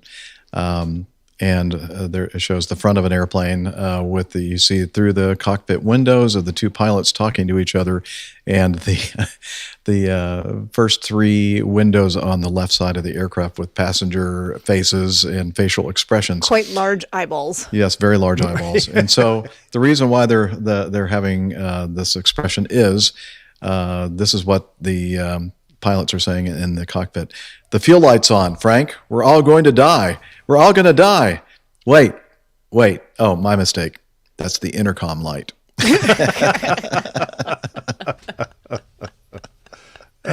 You gotta love it. He asked a question with regards to this. Have you ever done this? And I think he more so means, have you ever accidentally transmitted on the PA something on the PA or the wrong frequency or yes, but I've never said anything about like the fuel light's on, we're going to die. No, I've not yet done that. Yeah. No, just wait till your last flight. We have one aircraft with a little bit of a twitchy intercom or frequency switch button that you can use. Mm-hmm. But if you're not paying close attention, it'll switch to the one you want to go to and then right back to the previous one. Oh. Pretty quick order, and Yeah, sorry, approach. I did not mean to tell you that. Have a nice. I mean, you could get yourself really. Oh yeah. Really out of phase doing that without realizing it, couldn't you? Mm-hmm, mm-hmm. Yeah. And especially sometimes there's times we're trying to juggle 3 frequencies, but we really only have 2 radios. Oh, sorry. We only have 2 radios, so you're having to switch and also flip-flop one, and that gets a little tricky sometimes. Who wants you to work 3 frequencies, or is it partly because you're throwing people out of the airplane? It's because we're throwing people out of the airplane. No, so a lot of times what we'll do, so we have to be on frequency with approach because we're in the Bravo airspace, so they have to give us permissions to be there. Bravo. We have to talk on our local common traffic advisory frequency to warn other planes in the area that there's going to be some parachutes in the air. And if we have 2 aircraft in the air, it's almost impossible for us to talk to each other on our common traffic advisory frequency because we can hear everything from like a 400-mile radius away, which renders it very unusable. So we usually just use a discrete unused frequency in the area where we can talk to each other. And that's the one where you really have to be careful. If you mean to talk on that one and you talk on one of the other ones instead. Especially if you're making comments about air traffic controllers. Sometimes, yeah. We never do that. We love our air traffic controllers. I know you do. We love them. I'm sure some of them are listening to this. Yes. Okay, time to wrap it up from the control room. So let's go ahead and talk about our website, airlinepilotguy.com. You should check it out because it's up and running still, and you want to check it out before it goes down again. So it's airlinepilotguy.com, where you can find information about the crew and the community calendar, library, plane tales, so much more. So check it out. And we love to get feedback, and probably one of the best ways to send it to us is to feedback@airlinepilotguy.com, and you can make a recording, an audio recording with your phone or whatever kind of device and attach it to the email and send it to feedback@airlinepilotguy.com. And there are other ways to do it as well on the website, so just check it out. And we all are also on social media, or what I like to call the social meds. And Steph, thank goodness you're back. Would you like to tell us all about? Yes, I was going to say, you like to call it the social meds, just like you like to call it a pod. But yes. if you want to find out more about our pod on the social meds, you should head over to Facebook. We're on Facebook. That's facebook.com/airlinepilotguy. And you can also find us on Twitter. We are at APG Crew with our individual Twitter handles also pinned to the top of that page. And the much neglected Instagram, also APG Crew. Yeah. We'll probably continue to be neglected. Yeah. So maybe I'll put that on my New Year's resolutions of things to jump back into. The first one that you'll not. I will definitely break that one first. Yeah. Almost immediately, it's certain. But you know what? Slack is going strong. So, you forgot our new TikTok channel though, Steph. Oh, who's no, in I'm just charge kidding. of We haven't started the TikTok channel. Is that Captain Nick is on the TikTok singing for all your I've got enough clocks, thank you. Yeah, he's now. I think it would be a good medium for singing songs with offensive lyrics. It would. He goes by Captain TikTok. Captain TikTok. Very good. So check that out, coming soon, apparently. Yes. And also Slack. Did we ever decide is Hillel in my bathroom or your I bathroom? think he's here. I heard something a little bit earlier. Let me see here if I can. Yeah, I hear the one. Oh, well, yep. Hey, hello. What did you feed him for Thanksgiving? Hello. Slack. Beans. Okay, but I'm dripping wet. And full of bean stuff. Anyway. Casserole. Yeah. So come over here and sit down and tell us about Slack. APG listeners, please join us on our Slack team. Slack is a communication, coordination, and sharing platform that works on your mobile, laptop, or browser. On Slack, we share news and ideas, we suggest episode and plain tales topics, we plan events and meetups. To get into the Slack team, please email me at slack@airlinepilotguy.com. That's SLACK Sierra Lima Alpha Charlie Kilo @airlinepilotguy.com, or send me a tweet with your preferred email address to @Hillel, and I'll send you an invitation. That's Hillel, spelled Hotel India 11 Echo 1, and see you in Slack. Thank you so much, Hillel. Oh my. That'll teach you. Yeah, right on. As soon as the show's over. Thank you. All right. Always appreciate Hillel and all the hard work he does. And we also want to thank our control room producer, director. I'm going to hit this darn microphone stand again. Here we go. Applause. Thank you so much, Liz. Without you, it would not be anything any good. So thank you. My pleasure. Okay. And finally, we'd like to say thank you to our live audience and to all of you out there listening, watching, telling everybody about our show. And thank you so much for being out there. We love you. And with that, take care and God bless. Cheers, y'all. Goodbye, West Point. Down the hatch. Bye, everybody. What, the show's down the hatch? Is that what you're saying? It's a metaphor. Hey, Nick, I think that shot glass has the price tag on the bottom. Yeah, I know. I wasn't going to take it off because it tells you where it's from. Oh, okay. Ah. Oh, that was fun. That was a good one. Yeah. I enjoyed it. So we missed you, Steph. I'm glad you were able to join us today. We've got some suggestions from the chat room about titles, Nick. Nick's made his preference clear. I have. I feel like he's... Bang Bang Chicken. I can do Bang Bang Chicken. Okay. Bang Bang Chicken. That's good. If you're good, that's fine. Yeah. Good. Okay. And if you don't... never mind. I'll have a side conversation with Nick later. His comment. Not sure he had... Well, thanks for joining us on Black Friday, everybody. Yeah. Now get out there and do some shopping. Yeah. Or don't. Or don't, yeah. Apparently you've got like 3 months worth of black whatever holiday season Good shopping. one, Mike. I didn't know the chicken was loaded.